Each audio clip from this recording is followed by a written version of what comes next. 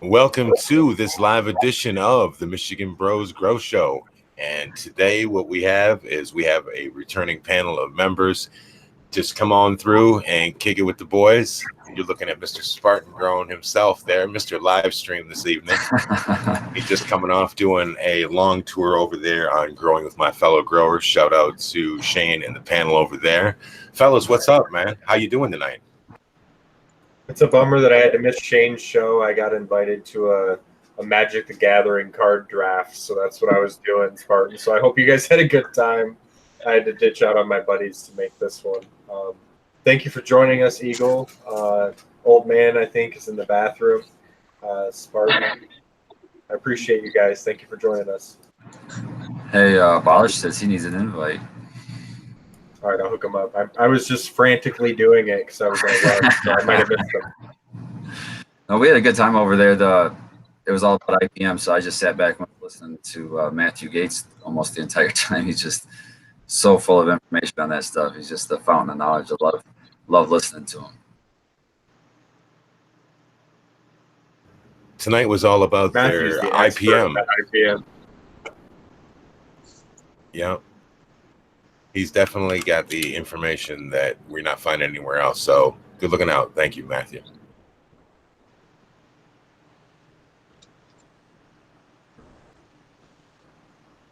I did send Abolish. I sent you a message, my friend.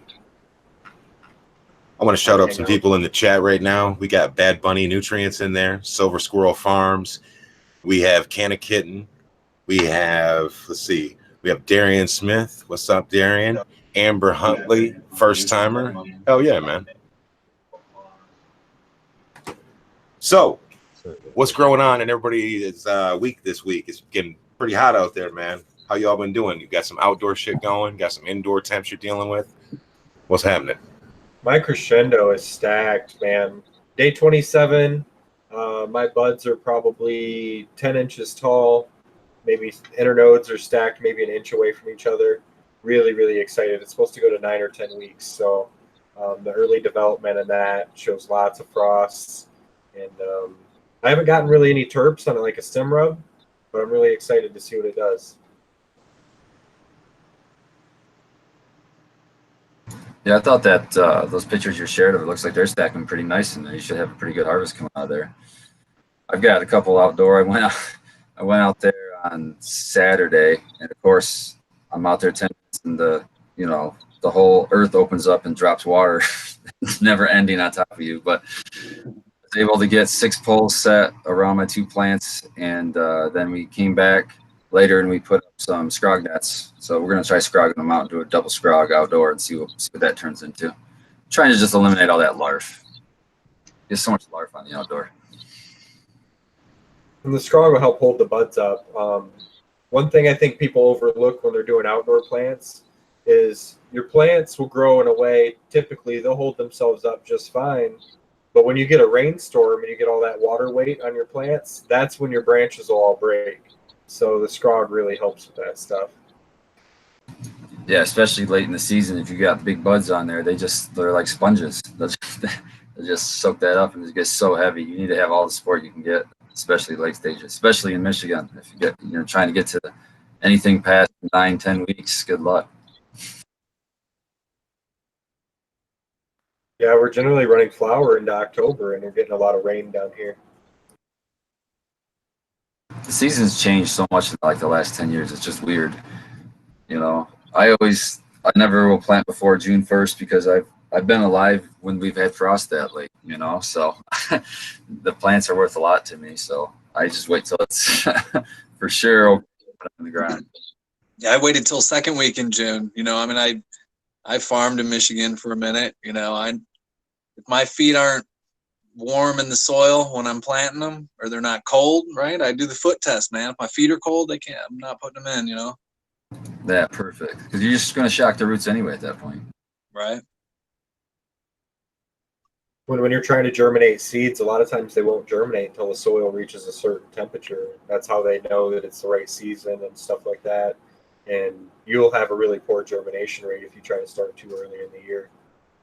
We do get late frost these days, but I think we're all doing our part, me especially, running my bottles and my hashtag CowBag to really help with the global climate change and getting that frost time later and later in the year, so I don't have to worry about it as much in the spring anymore.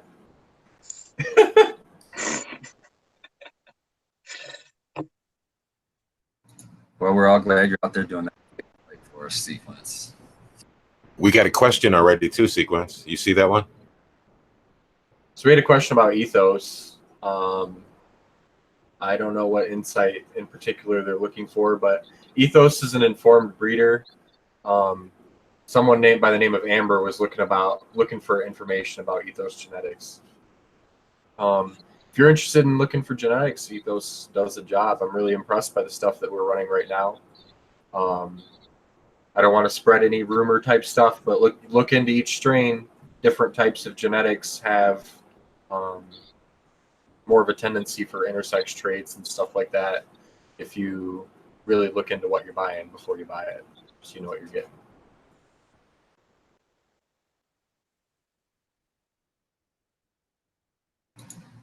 Usually, if you're trying to get a hold of a breeder, the best I found Instagram seems to be the best place to get a hold of people as far as breeders go. Or you could, go to the webpage. Go to the webpage. They usually have direction there on who, what seed banks they're using, at least to give you, at least they have the legitimate genetics if the breeder's sending you there. So I would just add that too. Yeah, you can email Ethos. I've emailed them before, and they will email you back. If you DM them on Instagram and stuff, they probably won't message you back because they're one of the breeders that gets a lot of their accounts shut down, so they don't do a lot of DMs.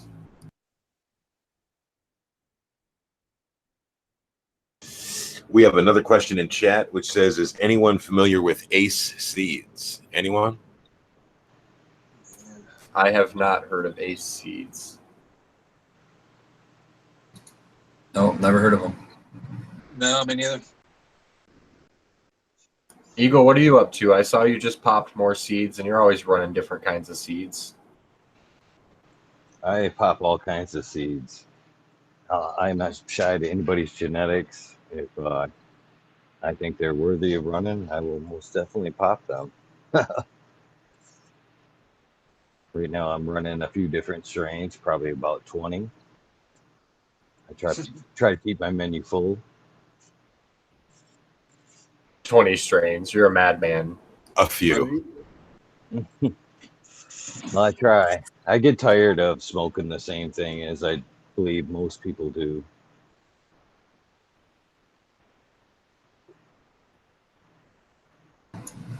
Yeah, I'm the same way. I always say that I'm only going to keep 5 strains, but it's always 6, 7, 8. It's always in flux. I tell you what, if all I had to smoke for like the rest of the year with the lemon lava drops that Eagle shared with me at Cup, I'm good. Like, I don't know why he's got 20 strains, because he's got that. That's some good shit. Shout out to Mr. Tight and Empire Breeding on that one.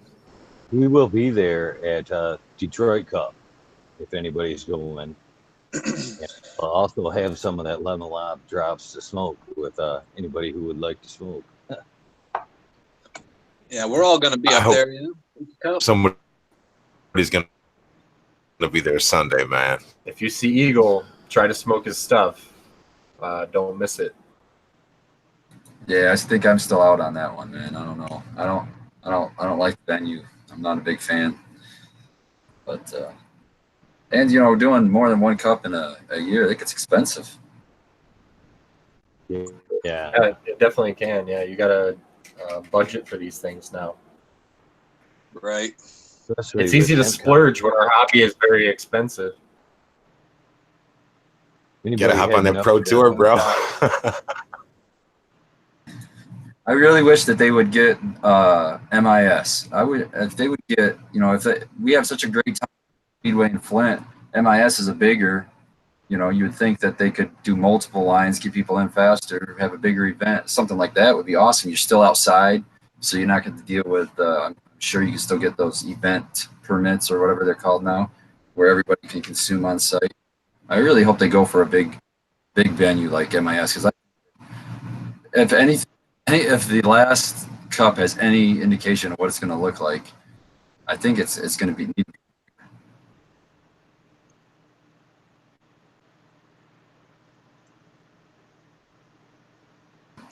I was in line for 4 hours, an hour to get to the parking lot. Then I walked all the way back to the road that I was stuck on to get into the parking lot. All the way, and then that was down that road and almost to the next street. And that's where the line started for me. Then it was 3 hours standing in line to get into the event. That was Saturday, I believe it was. Crazy. And then there's so many people in there that you couldn't get any kind of a signal to work on your phone for nothing. You can try to, the whole reason I go is just to try to meet up with guys like yourself. And when you can't communicate with your phone, that makes things really hard. Yeah, it was hard for a lot of the reasons you mentioned, and there was some other issues with it. If you couldn't stand in that line because you're a medical patient and you've got some medical issue, like a lot of us do, you couldn't stand in a line for 3 hours, you couldn't get refunds. I'm curious how busy this next venue will be versus the one earlier in the year. Man, I don't know. The Detroit club not to be that busy at all for some reason. Well, second cup usually isn't as busy as the first one. Just like last year, you didn't have as many vendors and you didn't have as many, feet on the street, so to say. But this seems like it's going to be an indoor shot, right? Isn't there like 3 levels to this place or something like that? My daughter was telling me. I think that's important. I think that's why the second cup, it was always less people because it's a little cold for some people. But that, with this one in Detroit being indoor, which is kind of a nice thing, it might draw more people out that, don't want to be in the weather. It could be snow, it could be rain, it could be whatever. But it's a month earlier, though. It's August and not September like it usually is. Well, then it's good because then people aren't going to have heat stroke standing out in the August heat. Yo, Sequence, we got Tabalish trying to get in here, man. You see him? Yeah, I sent him two messages on his Hangouts. Yeah, Balish, you got to go through Hangouts, not through YouTube. As an aside, while we're sitting here, I want to give a shout out to a couple of people real quick. If you notice, I'm smoking on this joint here. I was lucky enough to get a little bit of an early harvest from someone that I got a clone from this blueberry muffin strain. And this is really, really nice, man, this Humboldt stuff. So I want to give a shout out to, first of all, Help Paintballer for putting me on. And secondly, to Meds in the Country for producing such fine flower. Go check them out on Instagram. Meds has some really cool flower pictures and is always running these amazing crosses of strains that I want to run. So I'd recommend checking this stuff out for sure. Spartan, what do you got going on in your garden these days? Same stuff further along? Yeah, pretty much. I'm getting pretty close on harvest time for, I had 3 plants of Death Star and 1 of GG4. And then the next one behind that is all my blue coughs. I've narrowed that down to number 2 is my keeper now for sure. So that will be my last harvest of the other numbers. I have a 2 in there, but I also have a 4 and a couple 1s. So I'm happy to get that figured out so I can clone a lot less. And then the thing that's really keeping me busy is this Pheno Hunt Challenge. They give you 15 seeds to grow out. They're feminized, so you want to grow all 15. But right now I've got 9 going. I've got already 1 cut out. So there's 8 of them that it looks like, we're going to have to take all the way to harvest and start making selections on that. And then maybe even pop some more beans until we get to the end of that pack. But got a full plate. I saw really good germination rates on those seeds for the Pheno Hunt Challenge. So credit to those guys and what they brought to the table there. I hope you get good success with that. Yeah, I was really happy with them so far. Everything's going good. They're hungry. They're hungry plants. So I noticed they're a little nitrogen hungry. So mine are starting a little yellow in flower, which is the worst thing to do because you don't want to chase deficiency in flower because you start hitting them with nitrogen. They're gonna affect your bud growth. So I'm kind of just spoon feeding them little things like worm castings and things that won't really affect the buds, hopefully. And then I had That reminds me of worm castings. Shout out to D's Bags. He brought me over his worm bin he had was so productive that he split it in half because he had so many worms. And he got a hold of me, asked me if I wanted his old worm bin. So he brought that over to me, fully stocked, and worms are going nuts in there, and it's awesome. Now I have my own source of worm castings. Damn, that's a hell of a deal. Hell yeah, I was super happy. That guy's awesome. How do you collect yours from the bottom of that one? I'm just gonna fill it fairly full with mostly. I save my leaves from outside. I just suck them up with a lawnmower and put them in a 55-gallon drum, so they're all chopped up. And then I also, all my junk mail that I get that doesn't have plastic in it, I'll just shred that up and add that to that 55-gallon barrel, and then I use that for my worm food. So I'll use that to feed them, and then maybe some little bit of kitchen scraps to adjust moisture levels, that kind of thing. But when it comes to harvest, I'll just take that whole worm bin and dump it on a big old tarp and just hand sit them out, and then rebuild the worm bed with any bedding that's left. If there isn't any bedding, I would just use like old soil, something like that, and then start layering in the paper and then the leaves, and then maybe something wet, like some kitchen scraps, something like that. That's how I plan on doing it. Now, I noticed when we talked about kitchen scraps, interesting thing, you can't put meats in there, and there are certain kinds of vegetables that you really should avoid using. Can you tell me what those are? Well, I don't use, I don't have a problem with the meat because we don't eat a lot of meat anyway. Also, eggshells you want to be careful of. You can use eggshells, but you can cook them first, disinfect them, and then crush them. The smaller you make them, the better off it is. The fruits or vegetables that you'd want to avoid would be like citrus fruits. You don't want to put like a lemon in there, things like that. But the kitchen scraps that I'm talking about are mostly greens. Like your salad greens. The stuff you chop off the celery. When you eat the watermelon, you throw the rind in there. Same thing with the apples. You eat your apple, you can throw the core in there. You can do your banana. And you can kind of, if you really want to get crazy, you can kind of try to adjust the output of your castings. Say, for example, I want a, flowering worm casting. Okay, let's not put many greens in there. Let's just stay with the paper and the browns. We'll build a big fungally dominated worm casting that way, and you won't be bringing a lot of bacteria that way. That might be a good thing for flowering time. And then if you want to go veg, you can go opposite. Mostly greens, and then you're all bacteria, and they're going to all die and bump you up your nitrogen, and you'll be all set. When we you can get really crazy with it. When we talked to Tommy from the Detroit Nutrient Company, he said that for his castings, what he does is he doesn't take his castings until basically all of the media has been consumed by the worms. And the worms are kind of consuming their own shit, basically. Once it's finally, is that the stage that you're all the way trying to get to when you're doing yours? If I had more than one, I would, and I still may do that. That would probably be the best way to do it. But for me, I'm just going to grab them when I need it. So, I need some worm castings. So I'm going to just dump it all on a tarp, separate. Okay, this still needs to be digested by the worms. I'll throw that on the top later. This is all pre-digested. I can save this. These are all worms. I can throw him over here and then just rebuild it that way. But yeah, if I had two, then yeah, I would just let one go till it was 100% done. And I would just start feeding the other one and just leave the other one alone. And let them consume it all. Once that was ready, just keep swapping back and forth like that. Dude, that was like 8 tips in a row, man. That's really awesome. Good. Hey, Abolished, how you doing tonight? Abolished Farms. Good, man.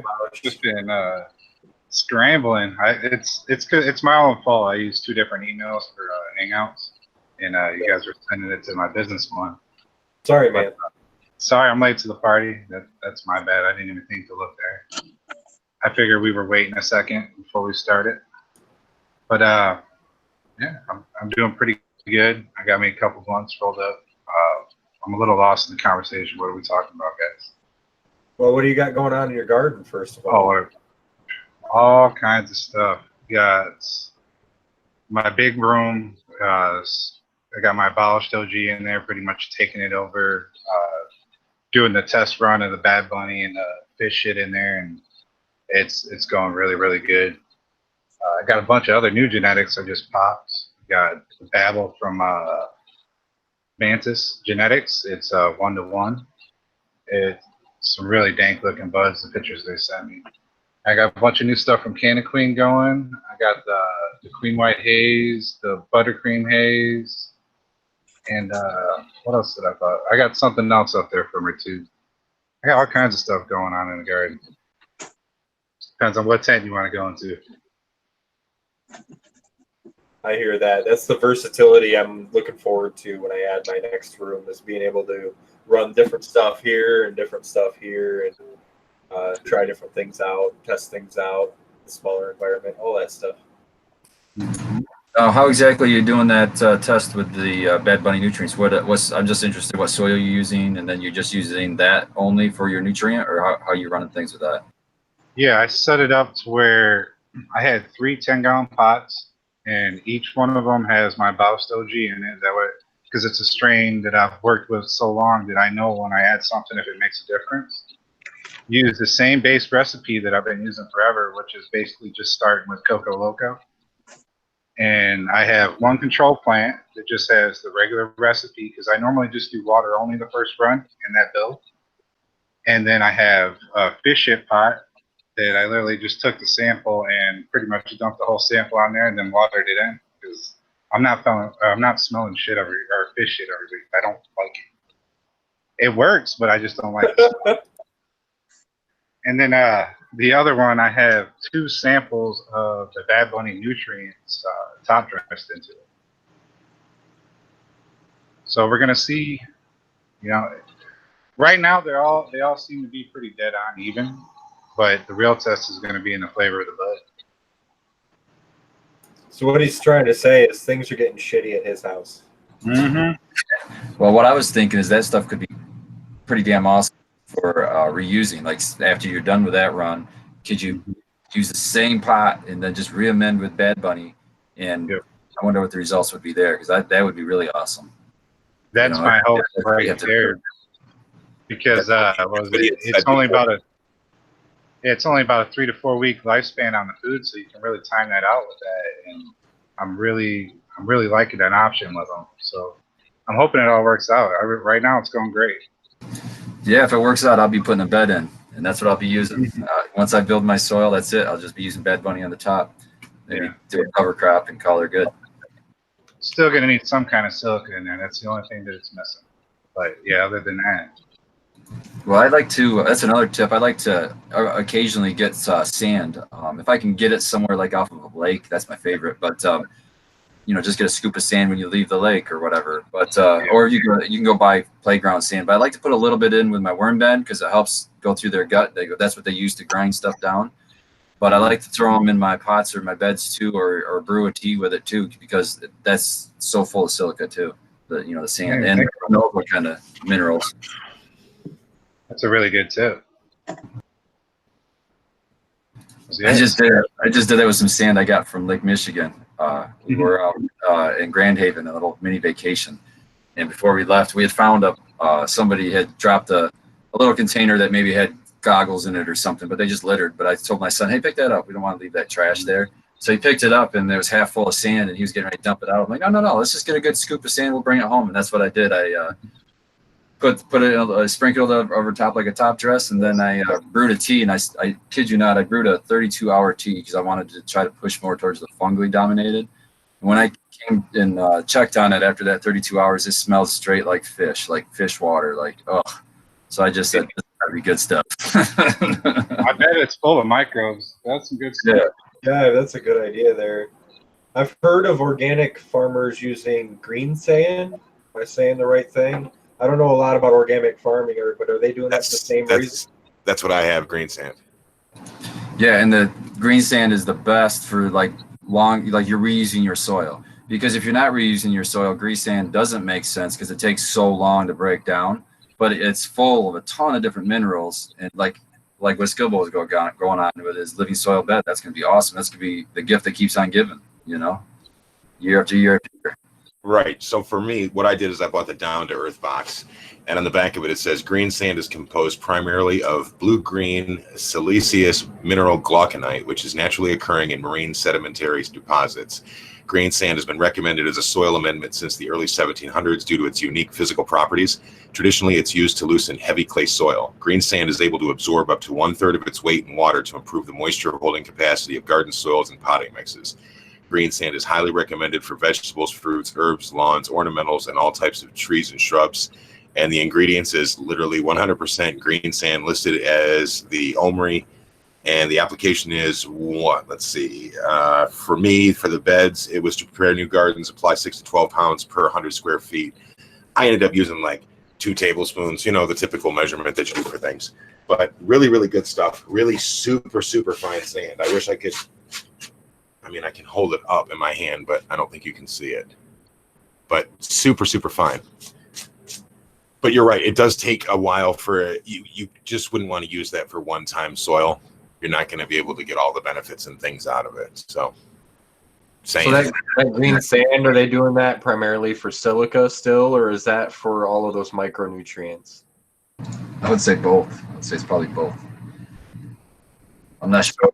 If you can't find nice lake sand, then look for green sand around, on the storefront.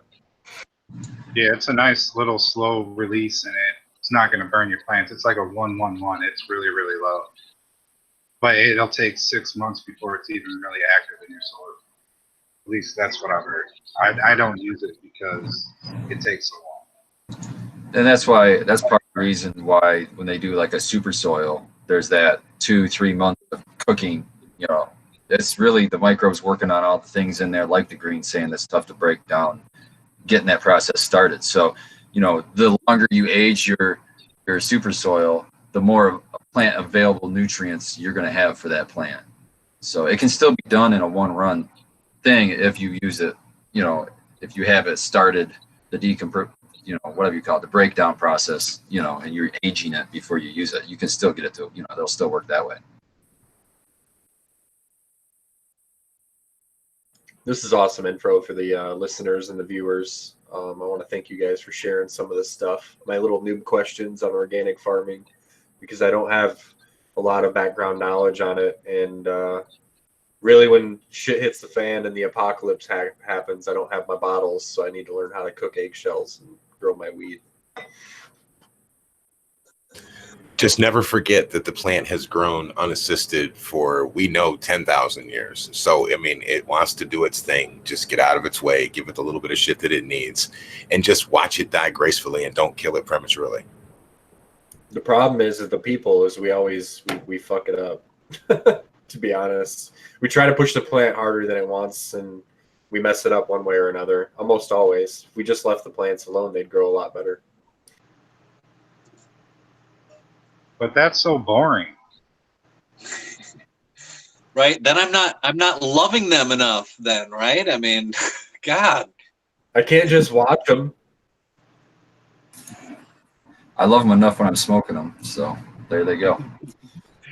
You're awful quiet over there, old man Hermit Ash. What's happening, brother? Oh, it's kind of a race to get to the finish line here to be on the show. So it's been good, man. I took care of my outdoor a lot this weekend, and I popped a couple new seeds. I've got what is this? Breathtaker. It's an in-house genetics motor breath number 15 and jelly breath. And check that out. Flipped all my indoor stuff, and just trying to keep up with outdoor support. There's a lot of, I'm just anticipating, like everybody's talking about. I'm on a windy space, so branch breaking could be a really serious possibility, and I hadn't really considered scrogging down, but I might. I don't know yet. Lots to do. Yeah, I'd recommend some sort of a cage system at least, especially in a windy area. And let me know how it goes for you, because I'm going to be tackling that same issue soon. So I can tell you what I did last year, which worked pretty good, and it works like a pretty easy, quick thing to do, and it's not super hard, is you can do the vertical cage. So just, same thing, put a post on either side of your plant and then make a cone out of some fencing. And you can even buy the short fencing and double stack it if you need to, and zip tie it onto the poles, and that gives you at least some support, and kind of keeps it like a giant tomato cage. But yeah, we tried to this year, and we used the real cheap, you get the big rolls of the plastic nylon or whatever it is, scrog netting. That's what we used this year. We were debating on maybe using like cattle fencing or something, or if we could find fencing with a big enough hole to set that as a scrog. But we were going back and forth, and we didn't know if that was a good idea or bad idea to go something that heavy. So we went with the safe route and went with the stuff we use indoors. Yeah, I've always kind of wondered that. Like, I know if you use the fencing and stuff like that, it's supposed to be reusable. But are the people harvesting it and hanging it with that heavy ass fence on there, or are they pulling the buds through it? I would have to imagine that they're pulling through. I can't. It'd be so heavy. Yeah, I think that would do too much damage to the bud. So yeah, you probably went the right route. Well, you can also, when you buy that kind of wire, if you buy it, there's a name for it. It's the one that's like the rectangles and it's larger. You can get it in a 50-foot roll if you go to Tractor Supply. What you can do is, I used it to do support around my plants, and then I would also use those same, I called them bales, and I would just hang my buds off them at the end. But you can even make a scrog out of them, and you just have to eventually, if you can't find the right distance, cut them, you know what I mean? And that way you're not tearing your buds up. But, hey, you got to do what works for you, because you definitely don't want to play games outside in the wind. Yeah, in the same grow where I'm at, my buddy's plant, he'd already had to pick that up off the ground once already this year. So the wind doesn't play. We get these gusts out of nowhere, and it doesn't take very long for your plants to just go over. Yeah, and all the things that we're talking about is the reasons why indoor quality beats outdoor quality, right? Is because we can't control all the rain and the wind and all the the bugs and all of these things that we're fighting, that we're speaking on right now. I got an outdoor tip real quick, which is you've got to start thinking this is the season we start getting hail. So for all y'all that are growing outside, you might want to stop by Harbor Freight and pick up a couple of tarps or something, because you don't want to lose your crop once you've got so much time and everything invested into it. We got some wacky weather though right around the corner. Yeah, we got a roll of visqueen plastic. It's that clear-ish stuff that you can get right at Home Depot. And yep, we're gonna roll it. We've already got a fence around the whole place that's like 9 foot tall, so we're just gonna right across the top staple it to it, and hopefully it holds enough to protect it from hail, because that would be terrible. That would be terrible. I've seen it happen to guys' crops as recently as not last year, but the year before, lose an entire crop to hail damage.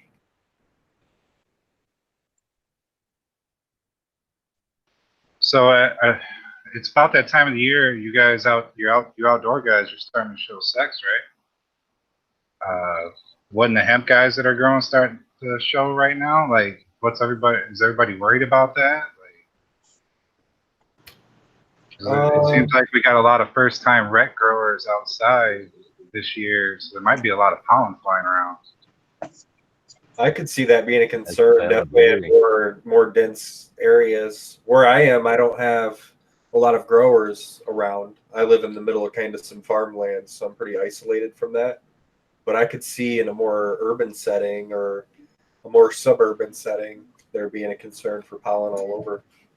I think it's the opposite. I think you're in more danger, because like what Abash is bringing up, the people that are growing hemp are growing acres of hemp. They're not growing 5 plants of hemp, and they don't care if it's male or female. And it's the same plant. We can say what it is or what it isn't, but it's the same damn plant, and they can pollinate. That is a big concern. The outdoor hemp could be pollinated, or outdoor cannabis can be pollinated by commercial or big ag or whatever you want to call it, hemp producers. If we have windy nights all the time, and UV will kill the pollen, but at night it doesn't kill the pollen. So, and with the wind going through, who knows how far that stuff can travel? You don't have to be even close to a farm, and it could still come. So I think it's going to be a concern, honestly. Most of the hemp farms are running fem seeds, so they're not chucking as much pollen as you think. Right, but even with fem seeds, with it, they say out of 100, there's maybe 5 males still somehow. Just saying, it's going to be an issue. I mean, the only people really commercially growing outside are probably going to be greenhouse growers with hemp filter, or what are they called? HEPA. HEPA. You totally took that right from me, bro. That's exactly what you have to do. Yeah. Exactly. So you can still do it. You know, you're just making your indoor grow room outside. You know what I mean? And you can also do things like radiant heat and everything else, and you could supplement that greenhouse to be able to grow in it 12 months a year if you wanted to. But really, if you think about it, if you do well enough, if you have a big enough grow space and you're really on the money, you probably wouldn't need to grow those other 6 months out of the year. You could take a break. But I don't really want to take a break. Do you really want to take a break from growing, honestly? I do it as a hobby as much as I do it as a thing to grow cannabis. You know what I mean? I like messing with my plant. Gardening is cathartic, man. Eagle seemed pretty adamant about it too. I don't think he would quit gardening. You know, if I can't help it, I'm going to garden all the time. Dude, Eagle unmuted himself. Let's let him have the floor for a minute. Take it away, brother. I need them few hours myself every night to just escape into my plants. And God, I couldn't imagine just doing it half a season or whatever. It's that much of a passion where, just like you guys, I have to be around it every day. At this point, I guess it's a sickness. That's mainly why I don't grow outdoors either. I'm just so set in my indoor ways of playing with everything every night. You know, I've got my routine, and I don't want to break it with outdoors or draw extra attention to myself out with a temporary outdoor crop when I'm running things indoors all the time. So I don't know. Totally valid points. Totally valid points, man. I mean, it has to be there in my life every day, I guess. Well, why not? I mean, it's a place that you can take refuge in. It's something you can take pride in. It's something that you can, you know, we always talk about that recharging your battery shit, man. If your gardens, and it doesn't really matter what you're growing, but your garden should, you know, basically put you with some good energy. It's therapeutic way beyond just smoking the plant for me. That's for sure. If there's any truth, oh, sorry, go ahead. I was just saying that was something I was going to bring up in the last podcast. I can't even talk. I must be getting behind. The last podcast I was just in, because they were saying, you know, looking into the future, and one of the things that was brought up was, you know, how long is it going to take before there's going to be a set it and forget it? You know, a robot's going to do all of the growing, and you know, you just sit back and watch it happen. And what I wanted to jump in and say, and I just forgot about it or whatever, just the way the conversation flew was, even when it gets to that point, I'll still be sitting there gardening, because I get a benefit from just that. I get a benefit from just growing the plant, let alone being able to consume it afterwards. You know, so don't forget that there's still a benefit to that aspect of it. There is. Out of. I would keep growing just the same way as people still grow hot peppers, you know, even though they're not going to sell those for money. Or let's just say that cannabis is as cheap as buying beers, and you don't think that anybody's ever going to grow it because nobody home brews or whatever. All that you're going to see is people scale down. Guys like Eagle and me, we're going to go from having 4 lights or 6 lights to having 1 or 2, and we're still going to garden our plants. You know?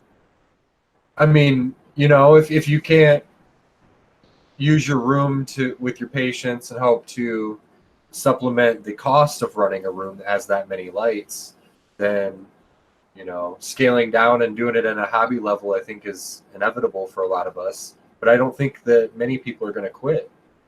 I'm certainly not going to quit, no matter what the price gets to. Well, another perspective is mine, obviously. Hello. So just think about this. I'm a medical patient, so I know that I'm trying to find that silver bullet strain or a few strains that's really going to, you know, do the trick for me. And I'm going to need to hold those in perpetuity and take really good care of them and flower them out and just keep taking clones and everything else. So I'm always going to garden personally. But I mean, I understand that big cannabis is already here, guys. We already know it is. It's just they've left us our space, and It's I'm going to very be the thankful small for that. guy, the small growers that keep the variety out there, because the big guys aren't going to they're not going to risk their future on the 20 different strains like me or whatever. They're going to focus in on huge monocrops, maybe 4, 16 strains, whatever. But they're going to go what they think the demand is. And any variety after that will come from us guys, us caregivers, us home growers, us people willing to pop them new strains, those testers, and everything else. Other than that, that commercial smoke will be 4 to 16 strains. I almost guarantee it here in 5 years. I Yeah, agree. that's a really important point you made. Is like the only people that are going to take the time and the effort and the detail that it takes to do a real good pheno hunt. It's not going to be a commercial company because it's just not. It's just worth the cost. You know what I'm saying? So you're 100% right. The people that are going to be bringing the new fire every year, it's going to be that connoisseur home grower who's taking the effort to do that, to hunt through a pack of seeds. And that's sometimes the funnest part, if you ask me. It's like, rolling the dice, see what I get. It's just great to have that what unknown. You never know what's coming. That's awesome right now. Like I'm growing all of these plants from seed, and all of my citral glue, I have 5 plants and they all have different expressions. And I'm getting to pick between the one that's stretchy and the one that's really compact and the one that grew didn't stretch at all and grew really nice colas. I get to choose between all those characteristics and then the flavor and stuff at the end. And I already have clones of all of these things, and then I can keep carrying that forward. And it's a really exciting thing that we can do as growers, is kind of have a little bit of control over the process of what we've got going on in the garden. Now, have you made any selections, or like have you eliminated any yet? I have eliminated, like I decided some that I just wasn't going to take clones from, even at Dude. all. Whichever one you shared with me, that thing is badass, dude. It is just getting so crystally, and the smell on it. It's got that glue, but there's more than glue. It's like, damn. I'm really gonna see that thing is really gonna chunk up. So I hope you kept that one. The one you have is from seeds, so you have the only version of that one. I don't think I have any clones of it. So, and I know that you didn't take any clones either, like you never do. So rest in peace to that one. I'm going to grow some good ones at my place, and I'll give you a pheno when I'm done. I know how you roll. There's no clones of that plant in existence. I was just curious what made you, just your process, like what made you say, okay, I'm definitely not going to keep this one. I'm not even going to see it or flower. There's something that was, exhibited that I really don't want to deal with. So I do this process when my plants go from veg to flower, I clone. So then I have a 2-month veg period. So I've eliminated the plants that don't show the vigor in that period of time, because if they're not going to make it in that period of time, that's the window they got. So if you're not going to make it, you got to go. So certain ones I'm not going to proceed with. And then after that, the ones that yield well are obvious, that's going to matter. And then the terpene profile. I'm hopefully going to select 2, the one that yields the best and then the one that tastes the best, and then run those over again and then see what happens from there.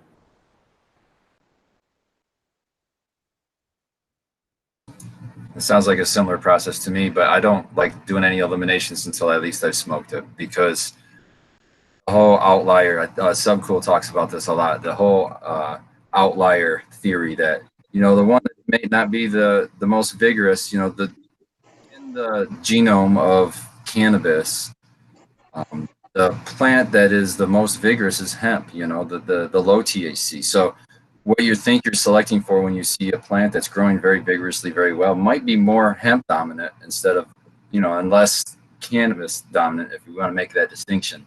And so those outliers, the ones that, Sub likes to look for in a seed pack and breed with, is the ones that are just something way special, and they might be an ugly plant, or something like GG4 is a perfect example, that it's not an ugly plant, but it needs extra help with holding it up. I find that plant is terrible for wanting to fall over all the time.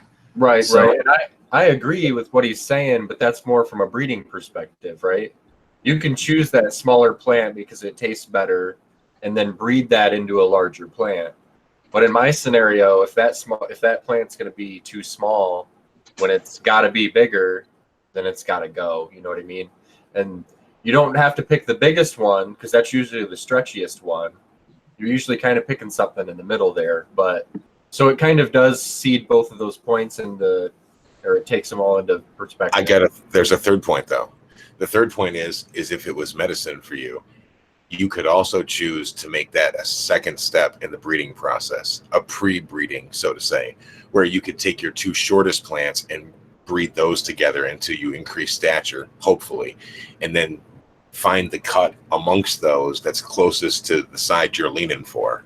You know, it could be done, but it's definitely adding a lot of steps to it. Yeah, and I agree with Always. Stub that when you're breeding, you want to pick the unique stuff. I mean, that's what people are going to be looking for.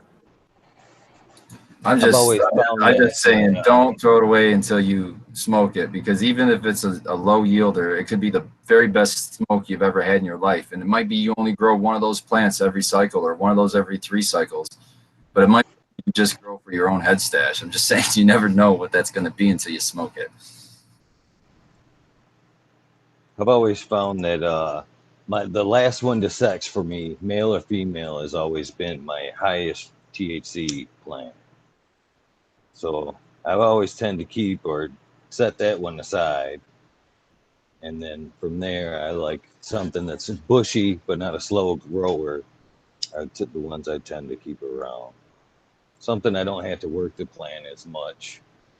How Like a often nice do you Christmas tree, if I can How get it. often do you test your plants, Eagle? Do you test only the ones that kind of impress you, or do you test all of them?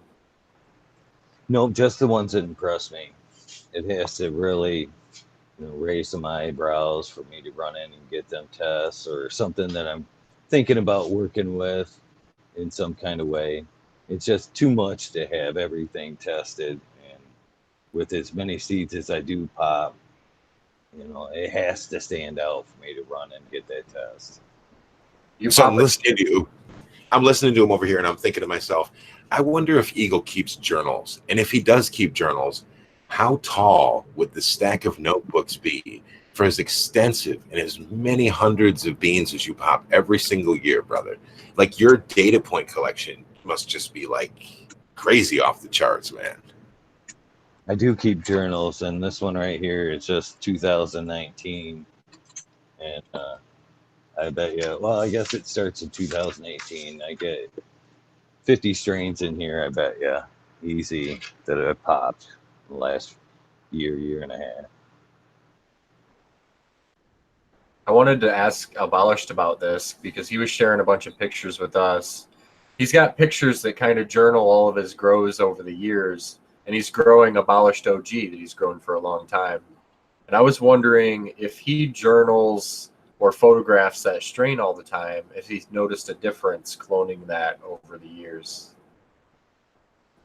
Yeah, I really should go on there and make like a little transition video and show it how it's changed since I've got it. And yeah, it's changed a ton, through either, the terroir of the way I grow, or, pathogentic from bugs, because it's literally survived every plague that we face as a grower.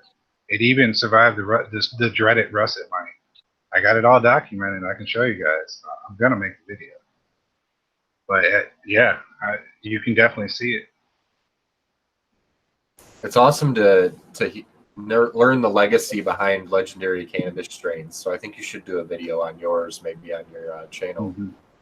I'd second that. I love hearing the history on these strains, man. Like, the things that you can learn about them, just, I don't know. Some people are just like, give me some weed. I just want to smoke some weed. But you want to talk about it, they're like, nah, it was just weed. It was all right. Me, I'm that nerd that likes to get into it and go, well, that came from this, and here's why that tastes like that. Isn't it cool that this is related to that, but it's different? Everybody's nodding their head here because that's what we are. We're just weed nerds for this shit, man. And we make better plants that way, better selections. I am a weed nerd for everything. Is anyone doing a weed nerd experiment in their grow this time that they didn't do the last time? Yeah, I stole something from work. I stole some work tech. So I always was a big fan of leaf strip. I know it's a controversial thing, but I didn't do the day 1 leaf strip, but I would do around the day 15 to day 21, kind of by how the plant looked to me. But I go ahead and do that leaf strip where I get the majority of the big fan leaves off. And I always like doing that because it helps with humidity control in the room. You know, my dehumidifier is running less, so it's not kicking heat out in the room, which means the air conditioner is not kicking on. So all of those things. And then I thought it was a decent IPM because that's where the majority of your pests are going to be hiding out, is on those leaves. So you're removing those. But it does slow down the plant a little bit. They always seem to pray afterwards, like they're really happy, but still it seems to slow the stretch, which sometimes is a good thing. But at work, they don't really do that. They use the double net method, and usually we're kind of lollipopping almost all the time. So in veg, they're getting the first little lollipop, and then, you know, as they get a little bit taller and get some more growth, okay, we might get in there. We might hit them 2 to 3 times with a lollipop, but we lollipop all the way to the first net. And so really the only place where there's foliage is from the top net, you know, the little sandwich between the 2 nets and whatever grows up through the top net. So they don't really remove all the leaves like a leaf strip, but they remove quite a lot more than what I am used to going the bottom up, like approaching 50% on some plants. So I liked it. I like the idea of it. Just thinking about it logically, how the plant uses the light. Then if you're going to remove the leaves, remove the ones that are getting the least amount of light. It makes a lot of sense. And that's where the larf is. I always used to lollipop my plants here, but never that high. So I'm trying it out, see what it's going to do. That's how I lollipop mine, and I've been impressed with the results of it. My scrog nets are 9 inches apart, so that's how deep I let my foliage go. It's from the bottom scrog to the top one is 9 inches, and I just let them go up from there. But everything below that's lollipopped off. Is that based on your light penetration? Yeah, I haven't actually measured it that far down, but I've noticed that on the last crop, kind of where it was, you know, you gauge where that level is pretty easy. What I've been kind of doing is counting the nodes. So when I'm trimming my plant, if I have a whole stick, I'll count how many nodes down until I get to the bud that I would wish wasn't there. So if this bud is if number 4 bud is larvae, and that's the majority of it around the plant, number 4, then I'll think in my head, okay, next time I'm lollipopping it all the way up to number 4 bud, see what happens. So that's kind of how I've been playing with it. Yeah, when you strip that high, you pretty much end up with nothing but quality, like top shelf bud too. Like everything can go on the shelf. Like you don't get large. And sometimes you get, you know, if you strip all the way to the top, I've had it like the 818 headband. I've stripped it to where it was just the tops, and just let those stack, and they make some real, you know, tall, showy buds. It just, I guess it's strain dependent, but I think you would lose if you're going for yield. You're gonna lose yield doing it like that, but you're gonna have more venerable bud if you're like going to a dispensary. Right. I have a veg point of view about this, and that is if you find that you're only growing that much, right, that you're only able to get down to that 4th node, please stop and think about how much you're over vegging your plants. You don't want to have these scarecrows in your room, because all that means is all those days or weeks, depending on what kind of power and what kind of system you're using, but you wasted time and energy to grow something that you never intended to harvest in the first place. I do understand that you have to have the plant be at least 3 weeks before you can flip it, and maybe you might want to have it be a little bit more mature for any particular strain that you're running or experiment. I get that, but don't be a dumbass like I was, where I took a 5-foot plant that I kind of pushed in the corner to get around to flowering, and then I drug it to the flower, and it just went fucking batshit crazy on me. But luckily, I had some linesman pliers and a big ass scrog net, and I wrestled that thing out. And you know, but it's still a lot of wasted time. I could have done something else instead of that. So don't over veg your plants. I checked the books, well, from January 2018 to present. 35 new strains has been journaled in that book. Now, is that a 5-pack, 10-pack? What are we talking about? Because we want to give people the real deal on it. Well, it depends. Mostly 5s, sometimes 10s. It depends what I was sent, to be honest with you. Because sometimes if I believe it's going to be that fire, I do put a pack back, or at least a few. But usually it's 5-packs. I have the rookie question here is, since you've popped so many successfully, tell me about how your process works. Like, what do you go directly to dirt? Do you do a pre-soak in water? Do you put something in the water? Tell me what you do so somebody listening out there knows the Eagle way. My favorite way is to soak them. I like to see them all crack, and then I will put them into a solo cup that's probably about halfway full. I'll make sure that dirt is already pre-moistened when I put the seedling in there, so when I water, I don't drive it down further to struggle to get back up. And then as that seedling grows back up through the solo cup, I will backfill to support and make it stronger. So usually by the top it hits the top of that solo cup, it's good and strong and should be almost ready for transplant at that point. If I don't do that method, I will do the riot cubes flipped upside down, pre-soaked with some Flonex, about 3/8 of a way down in a clone dome. One of my 2 favorite ways. Never to dirt, straight to dirt. Never Yeah, straight. I haven't tried. I just tried the one with the root riots, but I did them right side up, and it was kind of like floppy. You know what I mean? And then my cat jumped in my grow room and knocked the fucking lid off the thing, so I lost all my clones and the seedlings. So I'm in the process of going through and popping something else, starting over. I hate hearing that. You will be in Detroit then? Skill Bowl Sunday? Yes, sir. I will be there Sunday with my daughter, so I'm looking forward to seeing you there. Nice. I will bring you a CBD care package, brother. All right, the fuck on. Growers love people. Hell yeah. Who's being quiet back there? That's Hyde Mac in the cut, man. Old man, what are you doing? How's your hair, dude? I cut it. You cut it? What the fuck? I did. You know, can you guys see it? No. You still win, for sure. He's still the handsome one.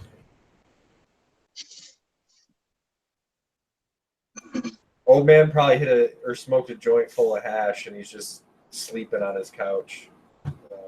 I'm soaking it in, man. You know, I'm not as much of a grower as you guys are, and so, you know, I'm taking mental notes. There's a lot of good info. It's awesome. It's like a really cool group to be a part of. You know, I love it. We appreciate having you here for your specific knowledge, your subject matter that you do know, and you're very well versed in what you do know. So we really do appreciate that. I just dig listening to you talk, man. So, you know what I mean? Like, shit. Say what you want. I'm gonna be at the Cup on Sunday, right? Is Sunday the day everybody's trying to be there? Oh, that's what I'm trying to do, man. You get the money. Do it. I'm gonna bring. Yeah, I'll be there both days. I'm gonna bring a bunch of edibles, and I'm gonna just give them to everybody. So everybody's gonna have fun. It's gonna be sweet. Freeze dried. Be sweet. Oh, yeah, that sounds awesome. I gotta get a hold of some of your hash one way or another, so we gotta figure that out. Yeah, I'll probably bring a bunch of that too. I don't know.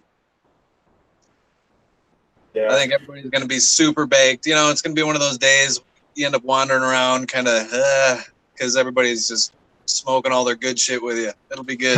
Cup is hilarious. Remember, that was last month, wasn't it? It's just like a bunch of hungry zombies walking around in a haze. They're just, give me money.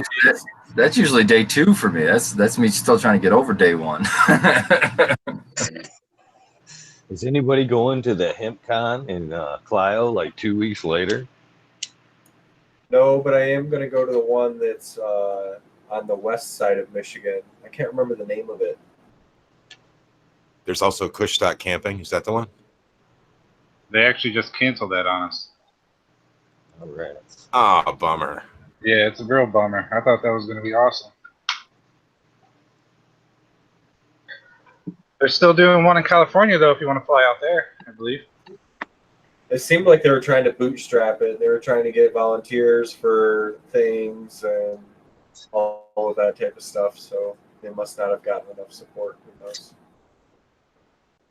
Unbelievably, oversaturation sometimes is an issue with this. Everybody's trying to cash in on cannabis right now. I'm not trying to say that as like taking shots at anybody, but people have finite funds and time. You know what I mean? We wish we could go to every one of these things, but damn, it's kind of pricey some days. Yeah, it's pricey to go. It's pricey to put up a booth. Like, we got to rethink this system. We need more Yeah. farmers markets. You know what I'm saying? We need farmers markets. That's People exactly hanging what I was out. thinking. Small community stuff. That's really where it's going to be at for people like me. I mean, I don't know. We need a thing where the 10 people that we know from our show or the 20 people that we know from our show, we all meet up twice a month and chit chat and have a sesh and barter or exchange goods or whatever. Nothing has to be sold, and you don't have to break rules or anything like that. No, you can give up to an ounce away. I mean, that's a lot of product. So, Right. like a great idea. Hell You know, yeah. the first time I went for the seeds. I went for, you know what I mean? Specifically, I got to go get these beans and I hope this breeder is here and stuff.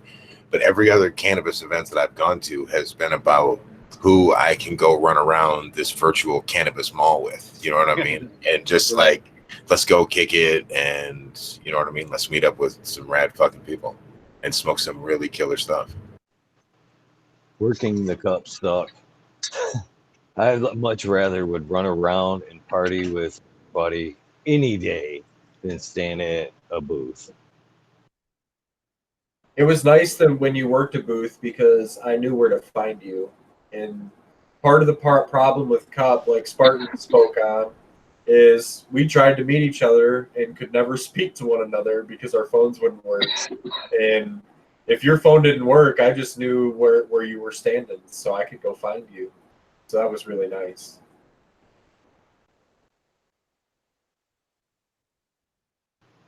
Yeah, I guess in that aspect, but man, I don't know. It's just too much more fun to run around and socialize and actually spend time with people. When you're standing at the booth, you feel so rushed. Like you've got to give everybody the next person attention or whatever. But I'd rather spend 5-10 minutes, whatever it takes, with each person and have a good time. Build some We had a memories. hell of a good time, that was for sure. I have some memories that I won't forget smoking with you up there on the racetrack, that's for sure. I'm looking forward to Detroit, building some more good times with all of you. I love that stuff. You know, I'm excited for the future of Michigan when, with these emergency rules coming out and they're going to allow places to be kind of like a bar, but for cannabis. That excites me. You know, how great would it be to be able to rent out a place and I'll just go hang or have an event, like if anybody's familiar with the Dude Grows show, they have those events all the time. How great would that be to have here in Michigan, have our own thing? Dude, there are people that are petitioning in front of my city for that right now to be able to convert something into that. So that's not only going to happen, that's coming sooner than people realize. Well, I want to have a cannabis bar because it is a problem. People don't have a place where they can socialize with people in a legal way, and it's an issue for sure. Well, and the thing that I thought was the most impressive was they were forward thinking because they explained that the reason they allowed that license type in specific was they knew that there was going to be like medical refugees, where people just are coming to the state because we allow it in their state that they live in, don't allow it. Well, if they're coming here as a visit, how are they? There's no legal place for them to consume to try to see if it works for whatever condition they're trying to, by providing a place for them to use that. I think that's a great thing. It's a win-win.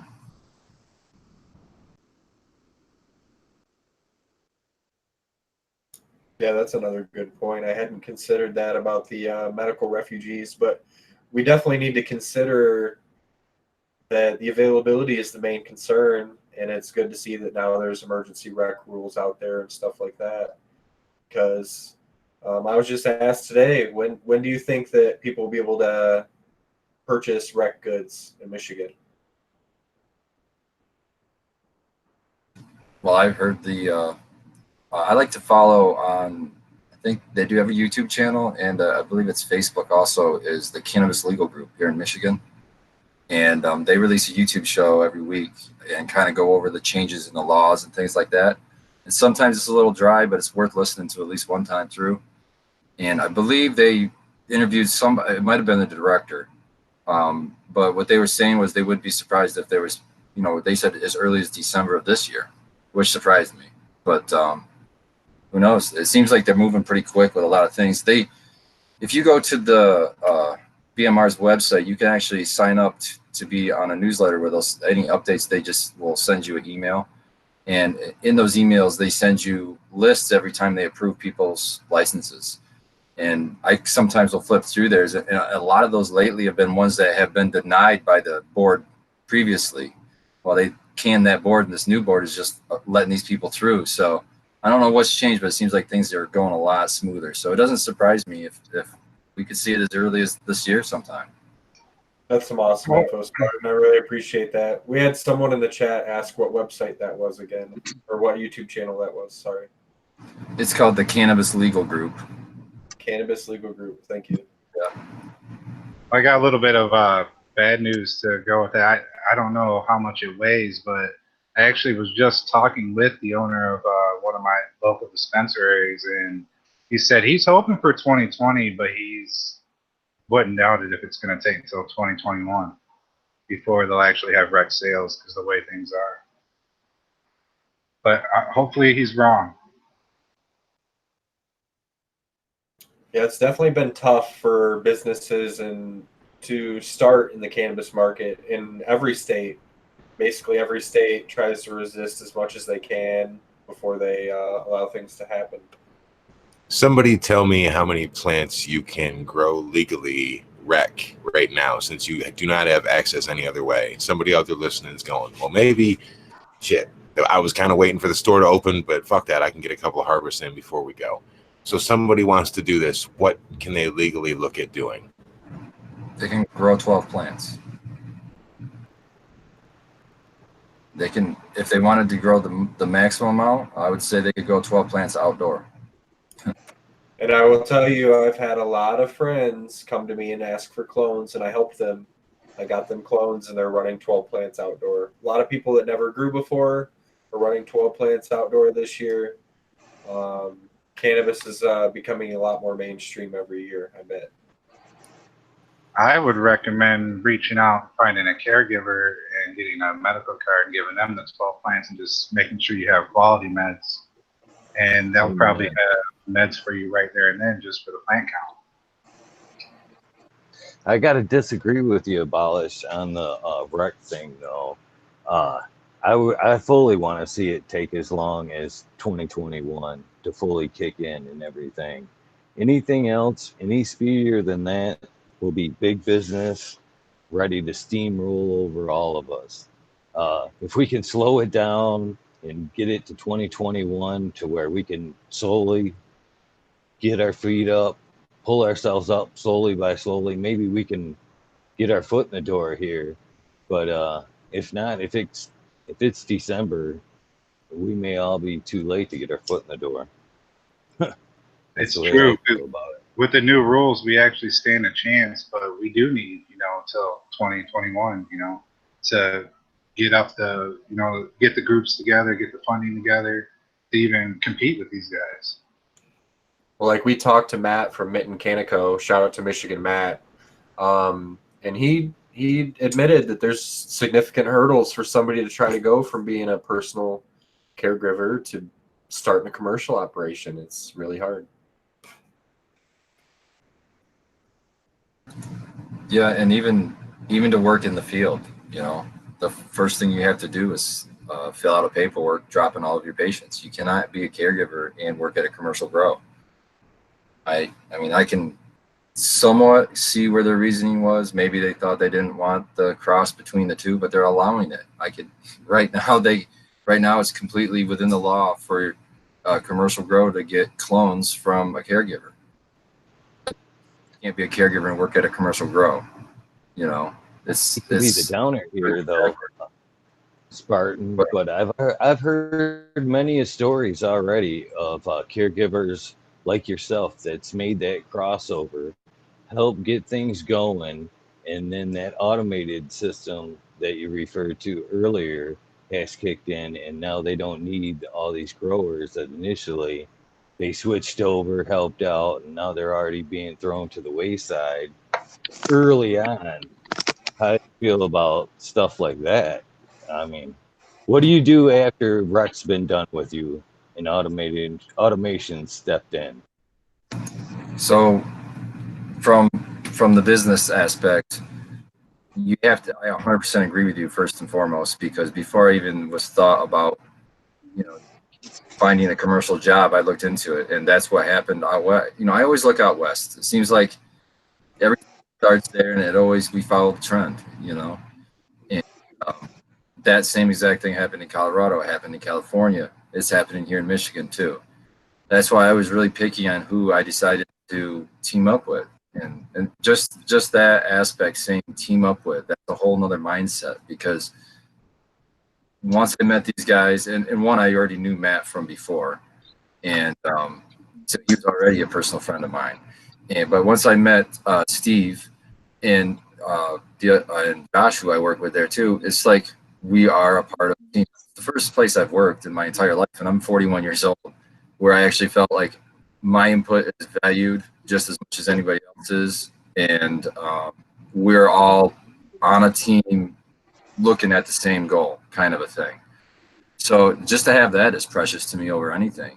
And that's awesome. That's exactly the mindset and exactly what I want to hear instead of big business. Yeah, it is hard to meet those guys that are in it to be a team. It's hard to meet the guys that, just like it's hard to have a good job, honestly, in any industry. How many people do you know that are happy to go to work every day? Yeah, I come from working in factories most of my life, and you know, to go to a job where, for one, you're in an environment that's probably the healthiest stuff for you to breathe, which is almost opposite what you came from, and then for someone to say multiple times in one day, "Hey, good job with that. Thank you for that." It almost startles you because you're never used to hearing it, you know. So it's those kinds of things. I mean, it was a tough decision. I had to drop I was a caregiver. I had to drop my caregiver status. So that's a big decision for me. But I had my wife pick them up as so she can be their caregiver, so they can have the exact same medication they've been having, you know. Just take my plants, and then I get my 12 plants rec, and that's all I get. But I also get to work, so I'm not going to be greedy. I'm happy with that. But it is a tough choice. It is a tough choice. Not being able to be a caregiver anymore is a huge, huge step.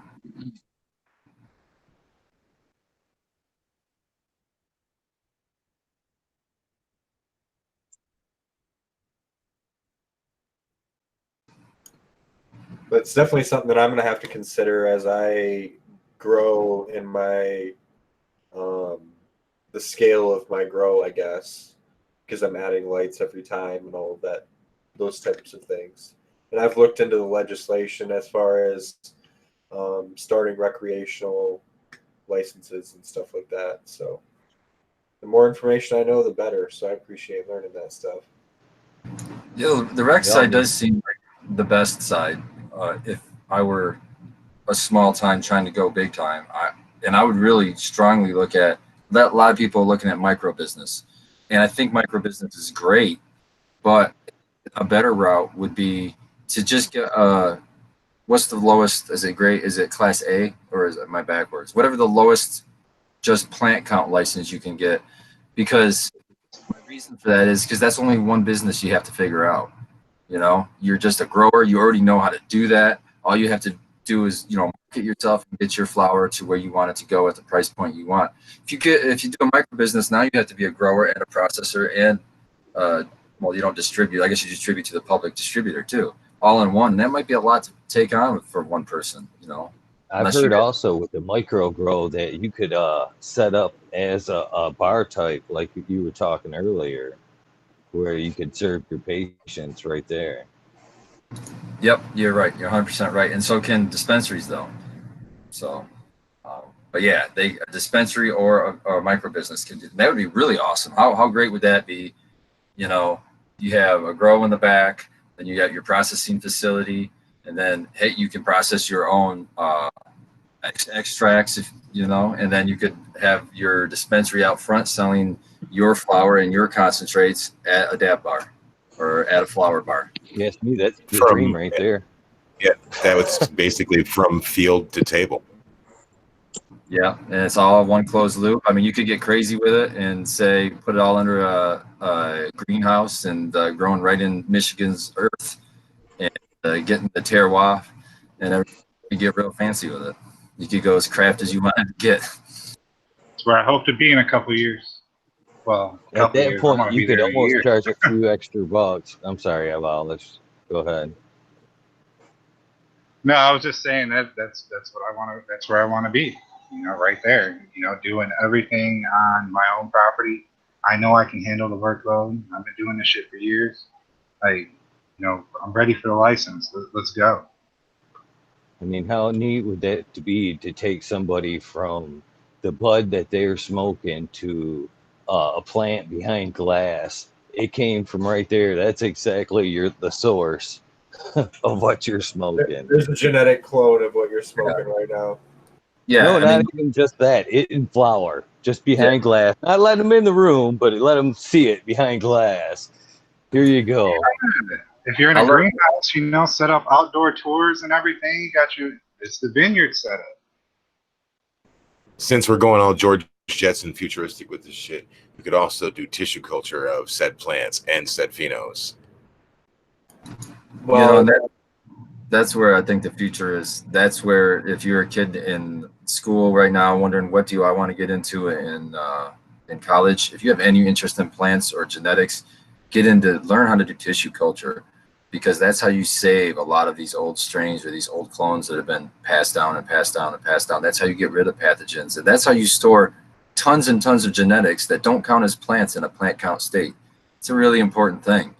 So I could see a micro business just doing that. They could be selling clones and they could be selling cleanups. So a facility would say, I've got this cultivar that used to produce very well. Nothing's changed, but this thing's not producing anymore. It must have a virus or pathogen. Let me bring it to you, tissue culture it in X amount of time. I get a clean plant back that I can grow into a mother plant and get that vigor back and, fix my problem. I mean, I think and a micro business could be just that too.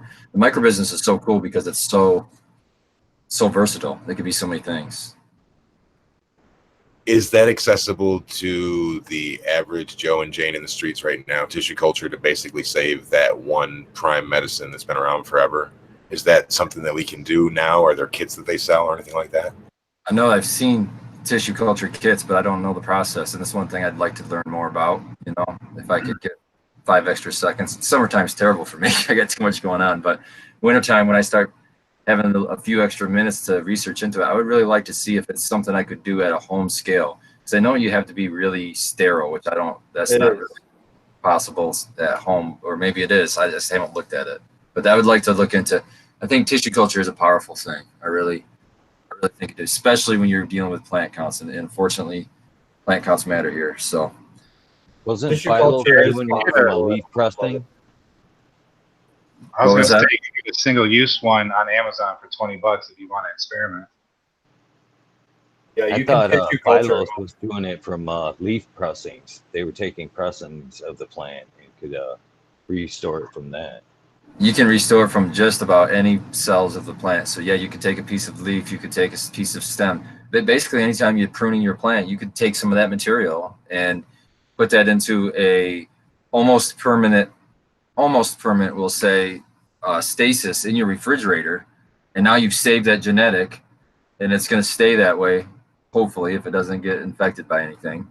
And I think it's a longer process. Like if you just do a straight clone, it's way faster than doing this tissue culture process. But the tissue culture process is building it from this one cell at a time back up, so it's clean. It doesn't have any of its pathogens or anything. Don't really survive that process. So how do I wake it back up? It's been in my fridge for 3 years, and I'm finally in a position now where my kids are old enough and I'm safe to grow and all that good stuff. So let's say 3 years later, I want to wake this thing up, from the cryogenics. I'm sorry, I'm just picturing that Simpsons thing with Walt Disney and stuff in my head. But anyway, what do I do next? Because I just have this little clipping. How do I restore that back to something that I can actually flower out? Well, I just listened to a podcast on all of this tissue culture stuff, and it was really, really interesting. So I can go over the process really quick. So what they do is they take a cutting off of your plant, or you take a cutting off of your plant, basically at the atypical meristem, right at the very growth point of the plant. So like, let's say even if you had russet mites, for example, this is the very newest growth. So it's immune from russet mites and stuff like that. So that's how you get growth from tissue culture where you don't have viruses and pathogens, is by taking it from that specific part of your plant. But you can take and do tissue culture from any part of the cannabis plant.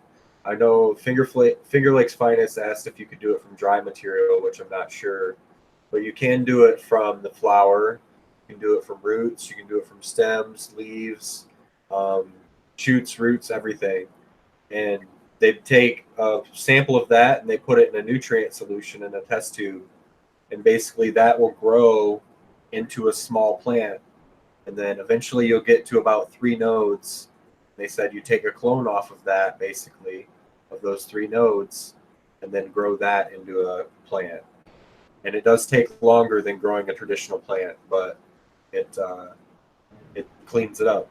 So that's all done we haven't in even, vitro. That's not in dirt, right? When we're doing this, we're growing this back.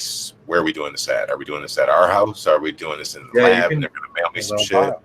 You can do it at home, yeah, but it's in a test tube. You can learn how to do it at home, but it's all about being sterile, and it is pretty difficult, so you won't have a very good success rate at first. But it is something you could learn how to do. You're basically growing it in Jello. Yeah, And we're thinking about one of the coolest things that we can do with it is the preservation of our old seeds. Like, cracking old seeds is really, really hard. And now that this tech is out, I'm not worried about having to go through my seed stock and pop my old stuff before it goes bad. That's one of the biggest things I'm looking forward to. Yeah, and can you imagine if there's somebody who actually goes to school for botany or whatever, but specializes just in that process? Right now, there's a huge hole in the market. You could be a micro business where you're just collecting strains. Now, I'm sure you can alter the temperature that you're storing them in the refrigerator to slow them down, so you're just effectively holding those plants. But whenever you want to jumpstart, you want to kick, you're storing every strain you have, and then you have mother plants that you just take cuts off of and sell cuts all day long to commercial places that just maybe got behind on their perpetual or whatever the issue was, or just the public. How many people, anybody that grows probably knows somebody who's asked them for clones, especially in the summertime.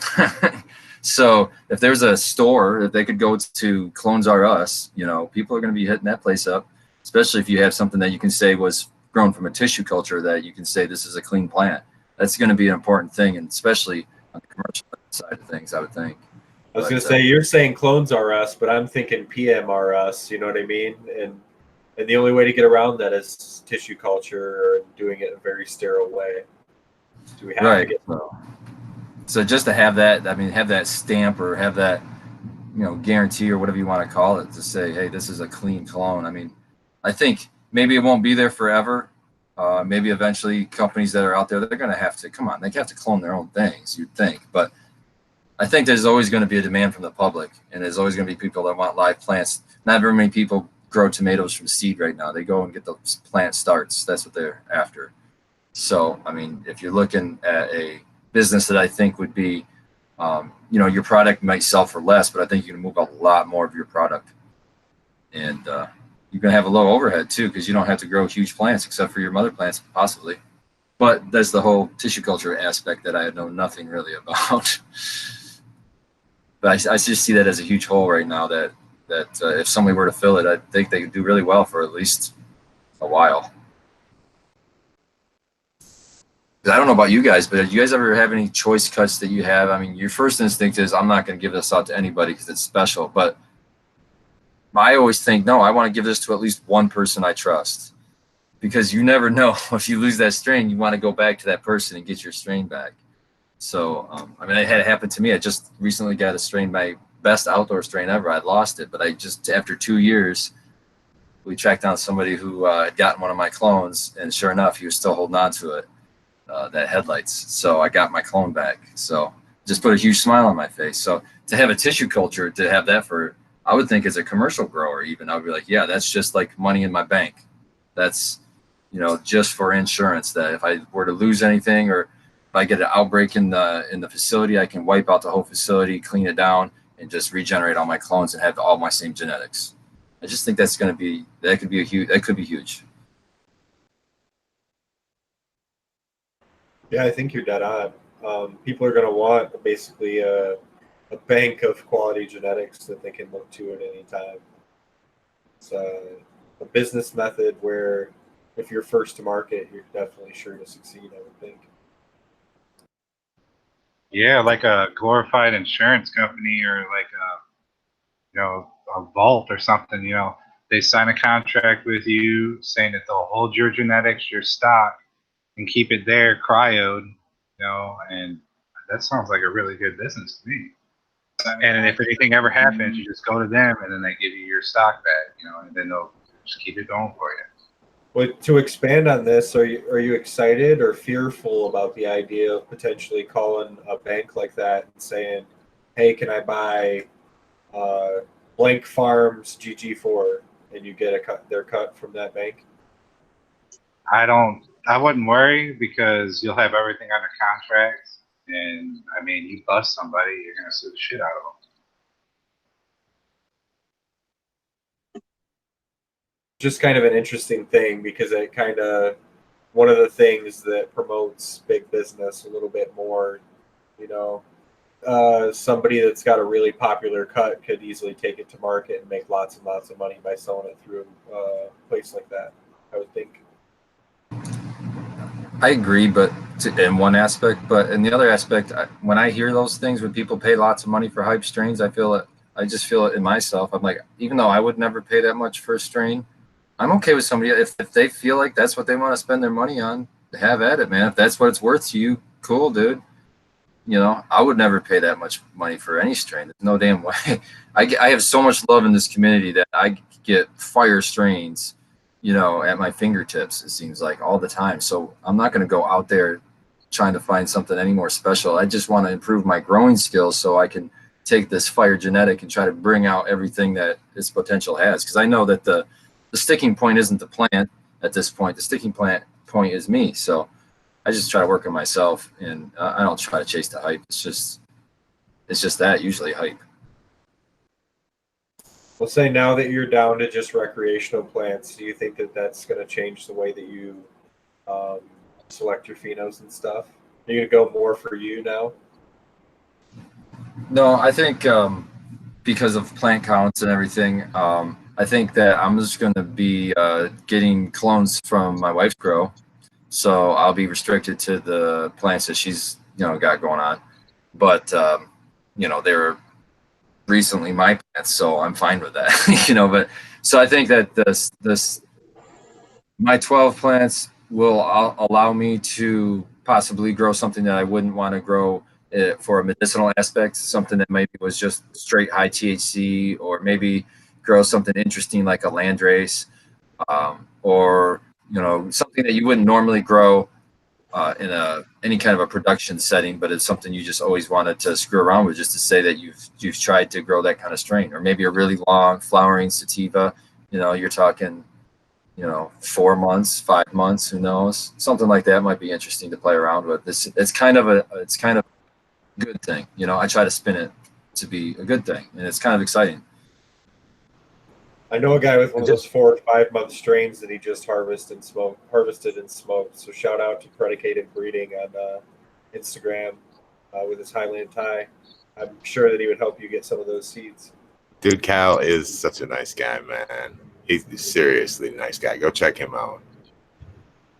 I just wanted to throw out a hobby pro caregiver tip real quick. If somebody's ever low on power or wanting to push that 10K, 12K, and don't quite have the power for it, split that shit up. Run half of them things during the day, the other half at the night. With that being said, I have to close some tents and open some tents, and I'll be right back. That's a pro tip right there. Pro tip. That's real right there. You're seeing caregiver Real. United's finest. That's right. And people don't appreciate it as much as they should, man, when they're like, wow, this bud's really good. And it's like, man, I really hope that you can taste all those midnights of me fucking watering these plants. That's that love we always talk about right there. The only way you do stuff like that is if you really love what you're doing right there. That's another thing I always like to do is if you're not worried about power, still run those suckers at night. You might save a little bit of money on your power, and you're definitely gonna save your environment from your swings, the big swings. That's where your real danger is right when the lights turn off after being on all the time.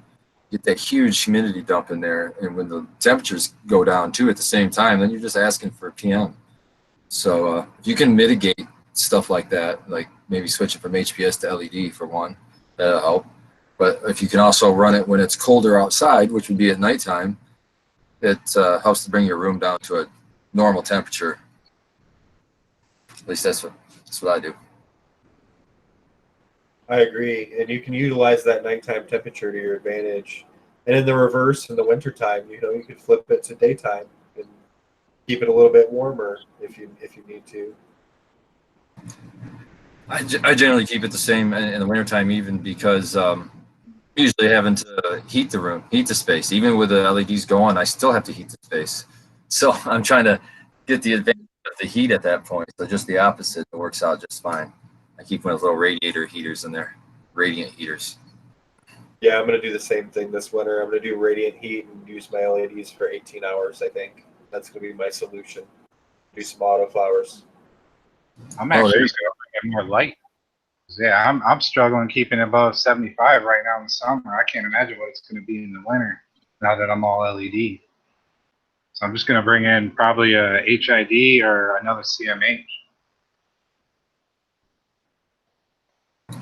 Well, that'd be cool though. You'll get that different spectrum, so that just hang them in between your LEDs and you get that mix. That might just blow them right up.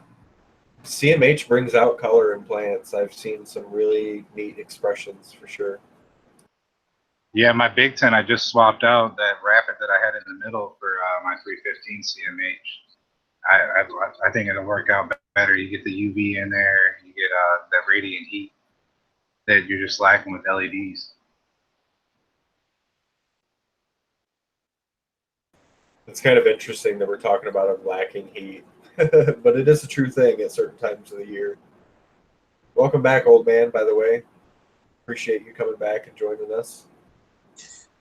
Yeah, I sorry. should be changing colors.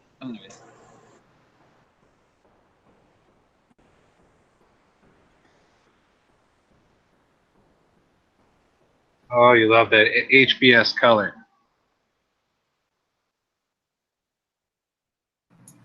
Got that golden sun behind him. I've got the 4K run at night. That's what I run at night. You get that suntan going on one side, brother. LEDs during the day when I have a little bit warmer temperatures, and then I run the 4K at night when I can cool things off a little bit better. That makes sense. Have you found that you run different strains under the HID versus the LED on purpose, like because they perform better one way or the other? Absolutely. Some strains just like HPS better, and some just do well better under the LED. I find that a strain that needs to be scrogged out is more fitting under an LED light, for sure. We've got a question from Finger Lakes Finest. He's asking about PM remedies. I've heard high pH water is a good PM remedy, and defoliation. Are there anything else that you guys would recommend? It's really, you want to stop it before you get it. It's all in the environment, because if you're going to keep the environment in a situation thrive, then no matter what you do to clean the plant of the PM, the next gush of air is going to have PM spores in it, and your environment is clean now, and there's nothing to compete against it, and boom, it's back on your plant. So I would say you got to figure out what's giving you PM to begin with. Is it you have too much humidity in your room? Is the temperature? You want to try to follow the vapor pressure deficit, stay on the little dry side, and you should be fine the whole time. So you gotta treat the root cause. The root cause is the environment. If you have an environment where PM can't thrive, it's not going to show up. So if you're having a problem with PM, you obviously have PM around you, and you're not going to get rid of it. So treat the problem, which is your environment. Get that where it needs to be, and you shouldn't have to worry about the PM. If you're outdoor grower, you're just screwed. I don't know. There's stuff, but I don't like to spray anything late in the flowers. So if I see PM, the plant gets cut down. That's my solution. Yeah, you just have to rely on having PM resistant genetics outdoors, I think. Yeah, that's what I was going to say is first check your genetics, make sure they're stable, it's a good cut, good genetics.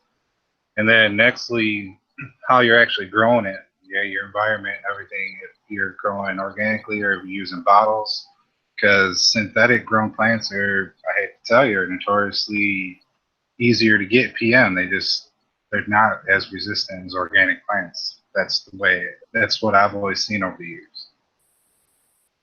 You want to have that diversity in there. If there's nowhere for the PM to move in, it can't establish itself.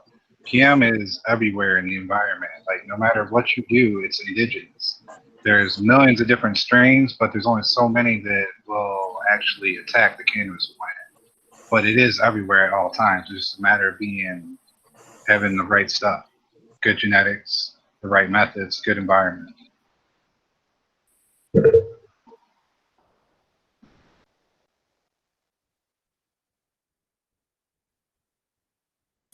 Skilbo, you fought with some PM before. What do you think, my friend?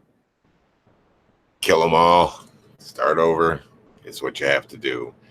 It gets, there's been a long debate, and it just depends on which side you choose to believe. I'm not trying to pass on bro science or hard science because I'm not smart enough to do that. But what I'll say is that it seems like there's a contingency of folks who say, look, it's systemic. Once it gets into it, short of doing a tissue culture or something like that, it's going to come back. What you're doing is you're killing the top of it off. Then there's another group of people who say, no, you can use milk and water.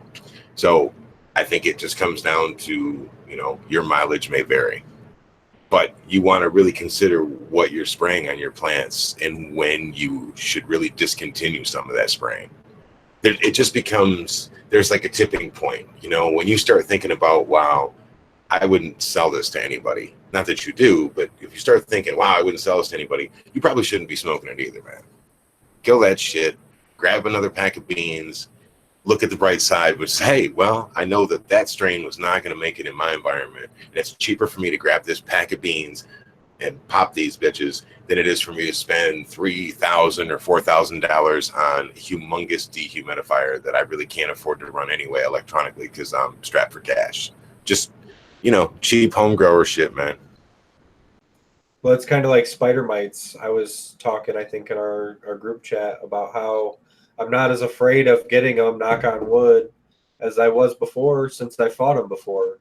And so as such, I have kind of a solution. And yeah, I stopped taking them in clones from random dispensaries like we were talking in the group chat earlier and laughing about. A lot of the problems that come into our gardens, they're just that. They come into our gardens and, nobody gets into this to say, I want to battle spider mites. That's what I'm going to garden for. You know what I mean? Come on, man. But there's a lot of different ways to treat it. That's how I got hooked to growing, man. I got very first grow got spider mites. And I was like, this is what I want to do forever. Just fight spider mites. Yeah. Oh, yeah, man. Because you don't know what it is in the beginning. You're like, I think I have some kind of CalMag deficiency.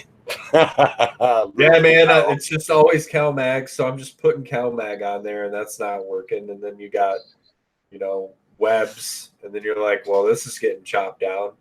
So I grew some really cool strains back in the day, Maui Wowie, LA Confidential, and Blue Tie, and different shit like that. And I didn't get to smoke a lot of it until I learned how to deal with those types of problems. Yeah, by the sounds of what Kyle was saying, that Highland tie seems like it's something pretty special. He said you only took 3 or 4 hits of it. That sounds pretty nice. I love it when people say that they only need 3 or 4 hits of my flower and it gets them there. Dude, he's been chasing this since like January or when did I meet him? I think I met him in January or February, really early on. And he has been chasing after that almost psychedelic sort of, effect that cannabis has been known to have in the past, but really doesn't. So this dude is sifting through, like land-race genetics, not local land race either, like the shit's coming from land racy kind of places. So he's really, really passionate, really committed to it. Shout out to him, man. He's got a really good heart. He's a giver. He's given us this great plant, but now who wants to flower something and who has the height of the ceiling to flower this monster? Because otherwise you're going to have to flip it at 3 weeks because it's going to take off like Jack and the Beanstalk. I think he said it stretched 8 times its size or something like that. Sounds like a great sea of greener for me. Just giving you some forewarning. I'm sure he would help you out with it, but I don't want to take that on until I get through this pheno hunt challenge. That's just a lot of work. it sounds 8 like an times experience. stretch. Holy shit. Yeah. Like I've had 300%. That's the biggest I've seen. But 8 times? Wow. Yeah, I think he said he started it at like 18 inches, and then when he harvested it, it was crazy. He showed us a video of it. It looked like a tree branch. It looked like a big old tomato vine that never quit. It just kept going and going and going. Then there's a bud at the end. Well, that's not a daily driver either. You know what I mean? That's some like, let's try to get some things sorted out here for ourselves. Let's just go deep down the rabbit hole. And you used to be able to get that kind of stuff back in the late 80s, early 90s, and it's kind of disappeared. So I always love and point out people that are doing that because, hey, even if nothing else, we can use that in some future process and breed that into something else and hopefully bring something along for the ride too. Yeah, shout out to all the breeders and all the growers who've been holding on to strains for God knows how long. Who knows what that medicine could be in the future when they, whatever they come up with next. That's just, I love it. Perfect segue to somebody that's in the chat right now, real time, is to Silver Squirrel Farms. He's holding on to some old stuff. He's working with, let's see, what is it? It is the Plush Berry from 94. Yeah, and I can't remember what the other one is, but That's Super Silver Haze, right?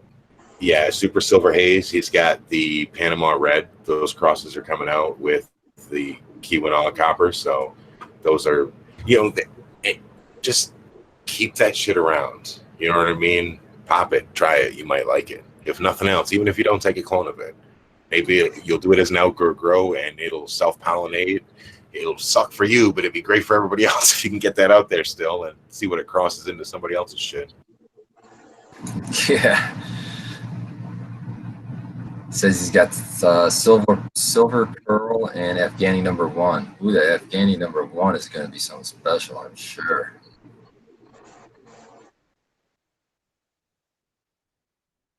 Breeders always have really cool stuff that they're working with. I'm always interested in learning more about Michigan genetics. So if anyone has any knowledge on old Michigan strains, please let me know. I don't really know of too many of them. The only one I've really heard of, but I haven't seen around, and I probably can't even pronounce it right, but it's Pinnacanine or whatever, the Pinnacanine Punisher. I've heard that. Pinconic. Yeah, Punisher. That used to be, I think that's a Michigan strain. But that's all I can think of. Sure if he is a native from Michigan, but I know he lives here now.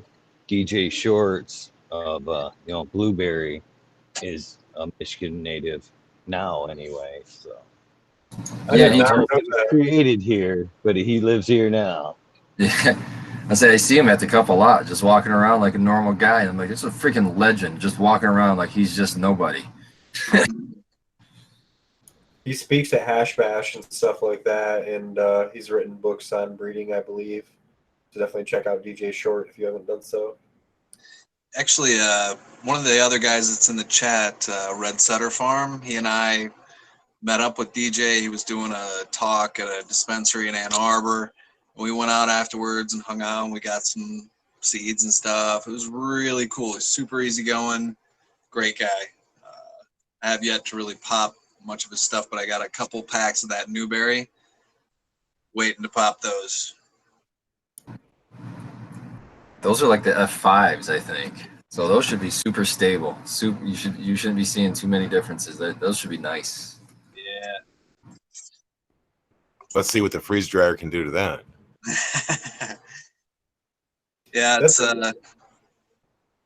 it's kind of been slow going for now. I've been working a lot and kind of putting some of these projects on the back burner a little bit. I've got a lot of material to run. I have lots of hash, so I'm not really pressed to do anything, but I will be at the Cup, and I will be bringing lots of fun stuff to play around with folks. It'll be fun. You bring in pudding drops? Oh, yeah. I'm excited to try those. I really am. The way you describe them, that sounds like it's right up my alley. It's my main thing now because it's really dosable, and I can make a lot of them at once. They're really easy to eat, and they melt, and they hit you really fast, and they taste really great. And, I don't know. I haven't had any better edibles. I don't go around buying other people's edibles, though, so I don't know.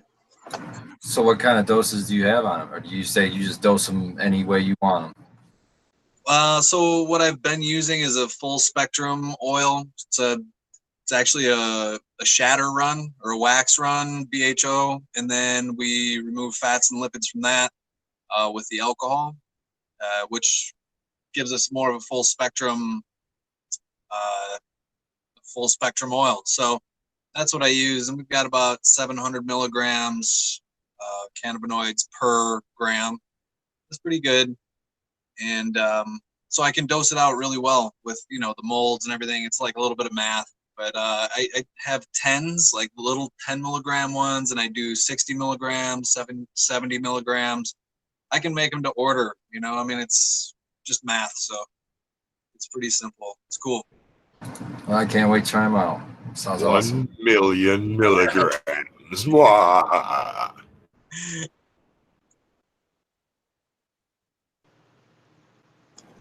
That's really interesting. I'd have to talk to you about those more, and definitely try them at Cup for sure.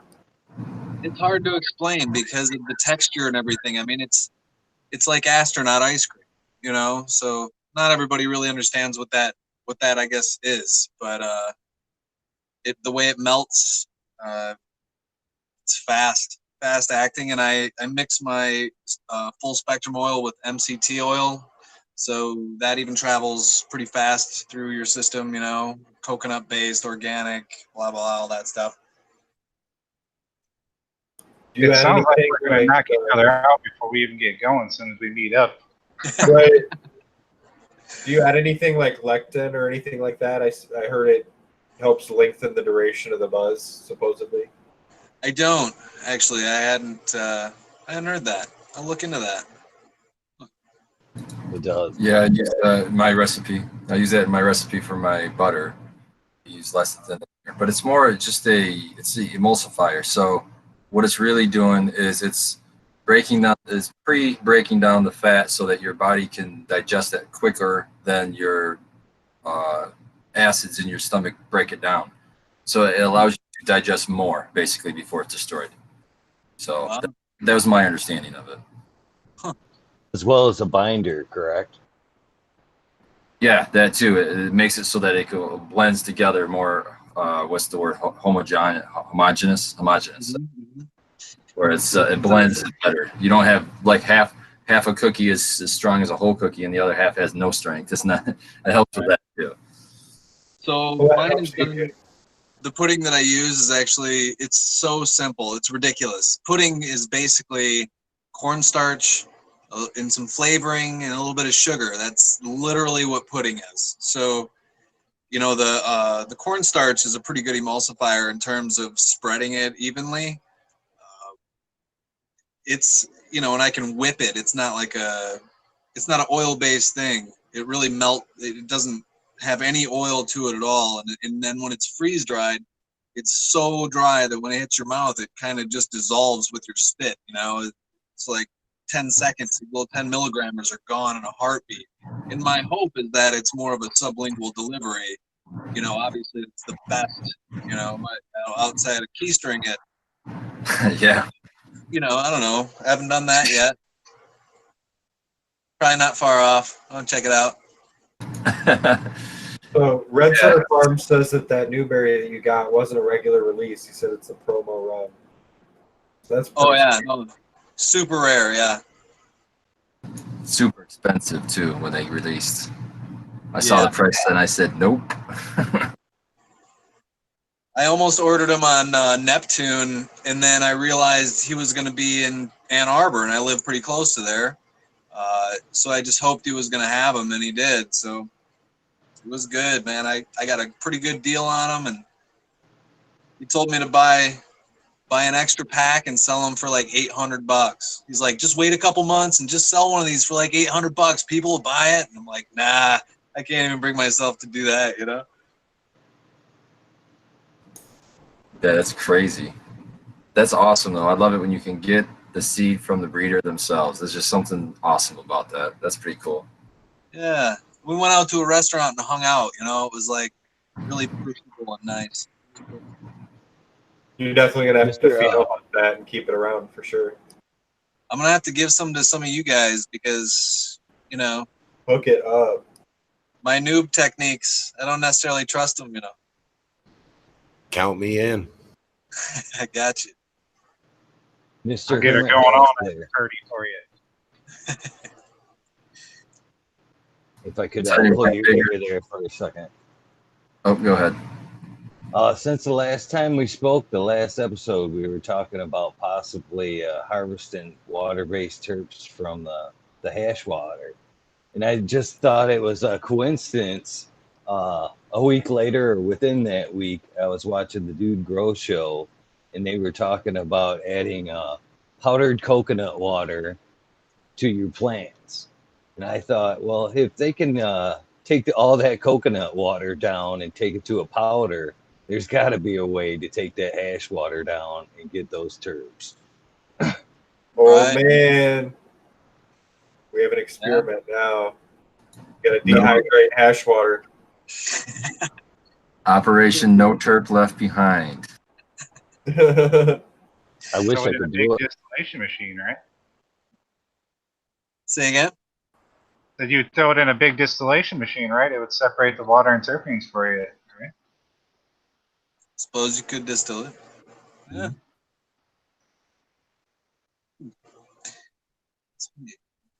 You got to make it water soluble, I would think, to water it in, like as a powder.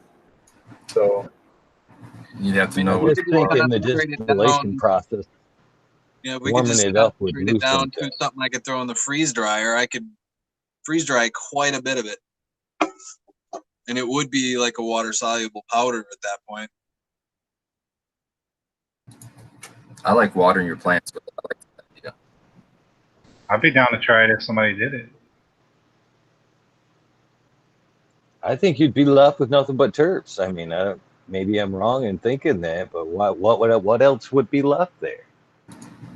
Well, that's what I'm thinking. I mean, if you're literally watering terps back into your plant, that's got to be a positive, right?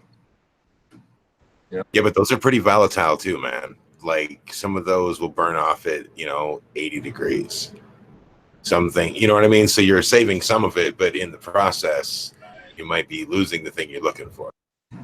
Well, not. I mean, it's just bubble. We're doing bubble, so keep that fresh frozen. Take it from the freezer, put it in your water. Hopefully, it's super cold. you shouldn't be getting very high temperatures at that point. Once you're done processing, you take that water. Hopefully you're doing it in a cold space too, because that really helps. Then just take that water. It should never get warm. But then again, you might want it to be a little bit warm before you water your plants. At least 68 degrees. But yeah, that perfect world, if you can keep it around 68, that should be okay with your plants, I would think. Got to get those motor breath terps on the cantaloupes and shit growing in the backyard. Yeah. I think we're talking about both uses here: watering your plants with it and harvesting it from the freeze dryer. I myself do water it in with my plants. I'm here to tell you they do love it, but I'm also interested in freeze drying that water and seeing it. I'm almost 100% you could reclaim them terps by freeze drying. That's all I'm saying. Yeah, I'm wondering if you could freeze dry that hash water and reclaim those terps and then dab that or something. Or if that's something horrible. Or imagine this: you make relationships in this industry with all of the hash makers that are doing it at commercial levels, and they need to write business plans on what they do with their waste products. So if you can fill that need by saying, hey, I'll come pick up your wastewater and I'm going to process it into a product that I'm going to sell as a dry fertilizer, boom, there's a business, and you don't even have to get involved in licensings or anything. Right. Money, money, money. Yeah, we got to keep talking about that. You know, Yeah, you're a smart guy. Holy shit. I need that business help. You know what I mean? That's a man with a great haircut and a freeze dryer. That's Now, right. see, here's the thing. Sequence always says nice things to him, but he always says mean things to Spartan. And did you guys just hear the nice thing that Sequence said? I just have to point that out as the old person in the room. Thank you, Skillball. I'm glad you noticed. I just say mean things about the Spartans. I respect him. He's a great grower. He's got a great job now. He's a member of the big time. He always talks from a place of intelligence, though, and that's the really important thing when you have a show and you're sharing your opinions with people. You're actually sharing real knowledge. So that's it. He teases who he loves the most.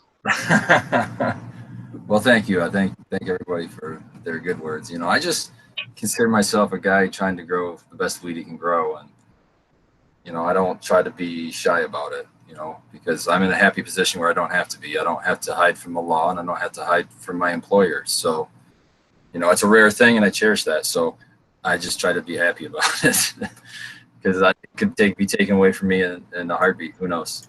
You know. So, Yeah, appreciating the time I have.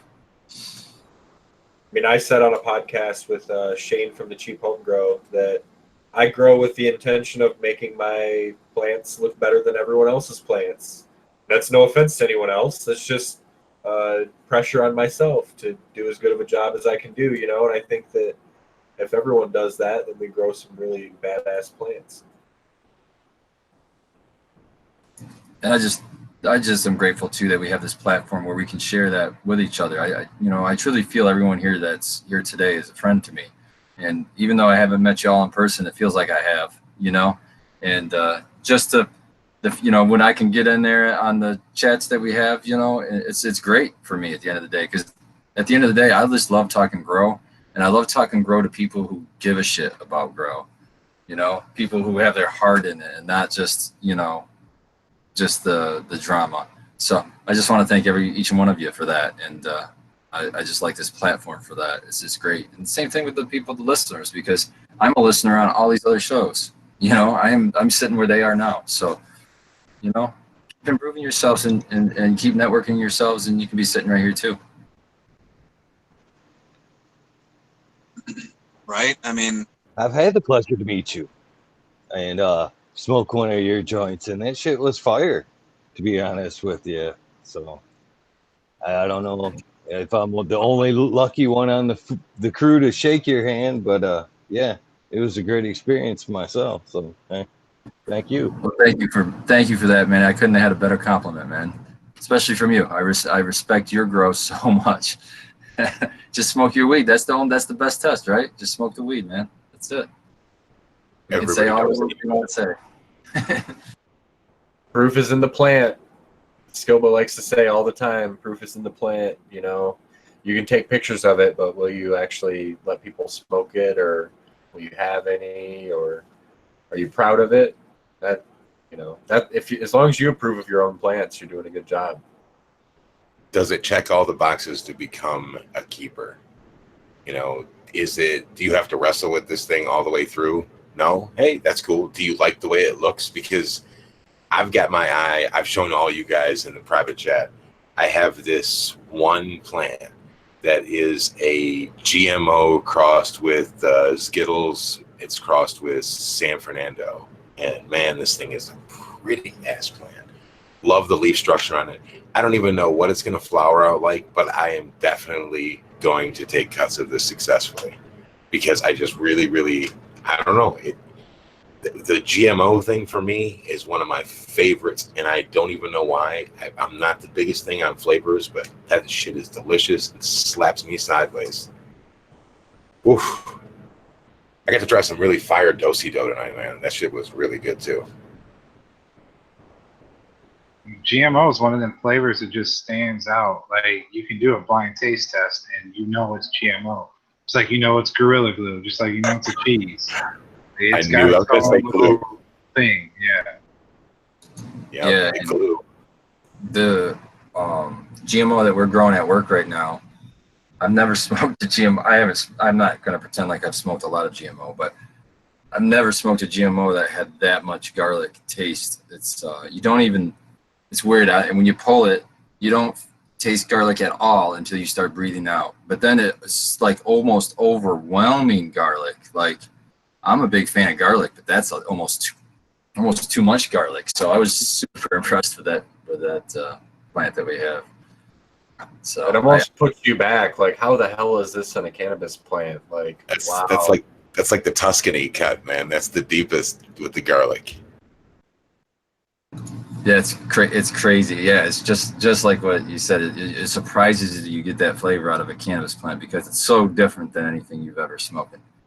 And that's what's the thing that every grower I think looks for is that outlier, that one that's way different than everything else. Because you can get the highest. I don't know. When I smoke something that's really, really high in THC, it almost feels like an empty high to me. It doesn't feel like a full high. It's almost like a dab where, yeah, it hits you strong and fast in the head, but then it goes away fairly quick. But when you smoke bud, it feels like more of a full-bodied high. It feels like, I don't know, you can get higher on less, too, it seems like, to me. But, and it lasts for longer. So now I'm so high, I forgot what the hell I was going with that. But I definitely agree, though. When I have a good bud, when I drink or smoke good bud that has a good cannabinoid profile, it lasts longer than something that just has a really high, like distillate, something that has a really high THC profile, but not a lot of anything to it. Yeah, that was the point I was trying to make. I was going to say now I find myself I'm more interested in flavor than I am, how high it gets. Because if I enjoy the flavor, I'll just smoke more of it. And then I'll get to the high that I want to get to. But if I have to not enjoy the flavor to get high, that's where I'm not, or I get an empty high, or it feels like an empty high. Those are the two things. I kind of switched the way of my of how I select things now. Like right now, one of my favorite things to smoke is this blue cough. I just love it. It just tastes so good. That's our advantage as grower is that, if we want to smoke a little bit more because it tastes better to get our buzz, then we can do that because we grew it and we have our constant supply. With that, we're after 11 o'clock. So guys, we'll have to do our final shout outs and piece out of this thing. So Abolish, you want to give a shout out to anyone else? Shout out your socials. Shout out your new show. It's pretty awesome. Let everyone know what you're doing, man. Yeah, definitely shout out to you guys. Thanks for having me on, and I can't wait till Sunday and whoever else is going to be there Saturday. We're definitely going to have to get high. And yeah, Wednesday I will be releasing on my YouTube. Just search Abolish Farms. It's an interview with Morningstar Seed Company. We drop a bunch of knowledge on autoflowers and how he does his breeding program. And then the next episode coming up is going to be pretty big. It's a all women panel, and it's the queens of cannabis. it's going to be pretty cool. We're going to talk all about different things that they face as women being growers and business leaders. Hell yeah, awesome idea. Looking forward to that one. Yeah, and I wanted to say we've been trying to get some female guests on our show, and we have some lined up. We've just had some trouble scheduling them, so it's really cool that you've gotten some female guests on your show and can kind of get the female perspective in the growing scene. So I think it's really important. And with that, Eagle, same thing to you, man. Can you give us a shout out to your socials, what you're doing? Absolutely. I'd like to say thank you to the good people at Herbs Now dryer company that I've been working with. I absolutely like working with that thing. It is a space saver. If you haven't thought about trying it, try it. And I don't think you'll be disappointed once you get it dialed in and see what it'll do for you, how much it saves you space and speed up your curing time. You'd be impressed. And also the people at Active LED for sending me over some test lights, the T5 LEDs that I'm running right now, testing out in flower for them. And I'd also like to send a shout out to the people at Crop Salt for sending me some stuff to test out and run for them. And also Grow Green for recently sending me a light to play with. So, yeah, been blessed for them people to give me a chance and, able to work with them. Let's see where it goes from there. Yeah, hell yeah, that support comes from a lot of hard work and perseverance. So good for you. I'm glad to see that for you. Old man Hermit Hash, what are you doing, man? Besides smoking hash, where can people find you? Instagram, obviously. Check me out on there. I'm gonna do a couple shout outs. One to Herb Natural. Love those guys. Love their product. Another one, Terptonics by Soul Grow USA. Another great product I use. A couple Grow Buddies, Fastidious Farmer and Jamrock North. Good guys. Check them out. And all you guys for having me on. And it's a cool group to be a part of, man. I'm really into it. It's an incredible knowledge sharing thing. And I feel like it's a really great, it's an honor to be a part of it. So thank you. Yeah, it's a really rewarding experience to talk to people. You get like batteries recharged for tomorrow. It's like the best part of this experience for me. All right, we're gonna skip over Scobo. We're gonna get to Spartan Grown. Spartan Grown, what's up, man? Where can people find you? People can find me at Spartan Grown on Instagram. I'd like to shout out, or they can find my the commercial grow. That's Mitten Canico, also on Instagram. And then I'd like to shout out my two bosses there. Just find him out. This is also all Instagram. It'd be Michigan Matt and Mitten Gardens. Other than that, that's pretty much where I'm at. I don't have anywhere else. I do want to shout out the Dude Grows crew and the Dude Grows show. I'll probably always, that was the first place I stopped in my social media learning days where I was first trying to learn how to grow, and they really kind of accepted me with open arms, like most of the cannabis, people do. It's been a great experience, but I always throw love back at, my beginnings, which is right there, the DGC. So I want to shout out the Dude Grows crew too. I love their show. And they're bringing content 6 days a week or something. Yeah. Amazing. It's a lot of hard work to bring the show, even just 1 day a week to everyone. So 6 days a week is just incredible. Skilbo, what's up, my friend? Where can people find you? Find me on Instagram at Skillball1. I just want to say thanks to everybody tonight. If you're listening, I appreciate it. If you've been hanging out on the panel, dropping knowledge on everybody, I appreciate it. Thanks for basically keeping this thing going. This is in its infancy, obviously, and we just enjoyed doing this.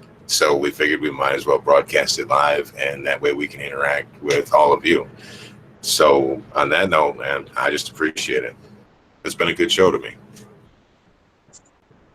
Yeah, I want to thank everyone for coming on. and dropping knowledge for the viewers. We really had some really good moments where we dropped strings of knowledge to people about various things. I'm excited to learn about our experiments that we've got going on with turp water and all the other bro science things that growers tend to do. This is Sequence. You can find me at sequence_mi on Instagram. And you can find the Michigan Bros Grow Show at Michigan Bros Grow Show on all the social media platforms. Thank you for listening and have a good night.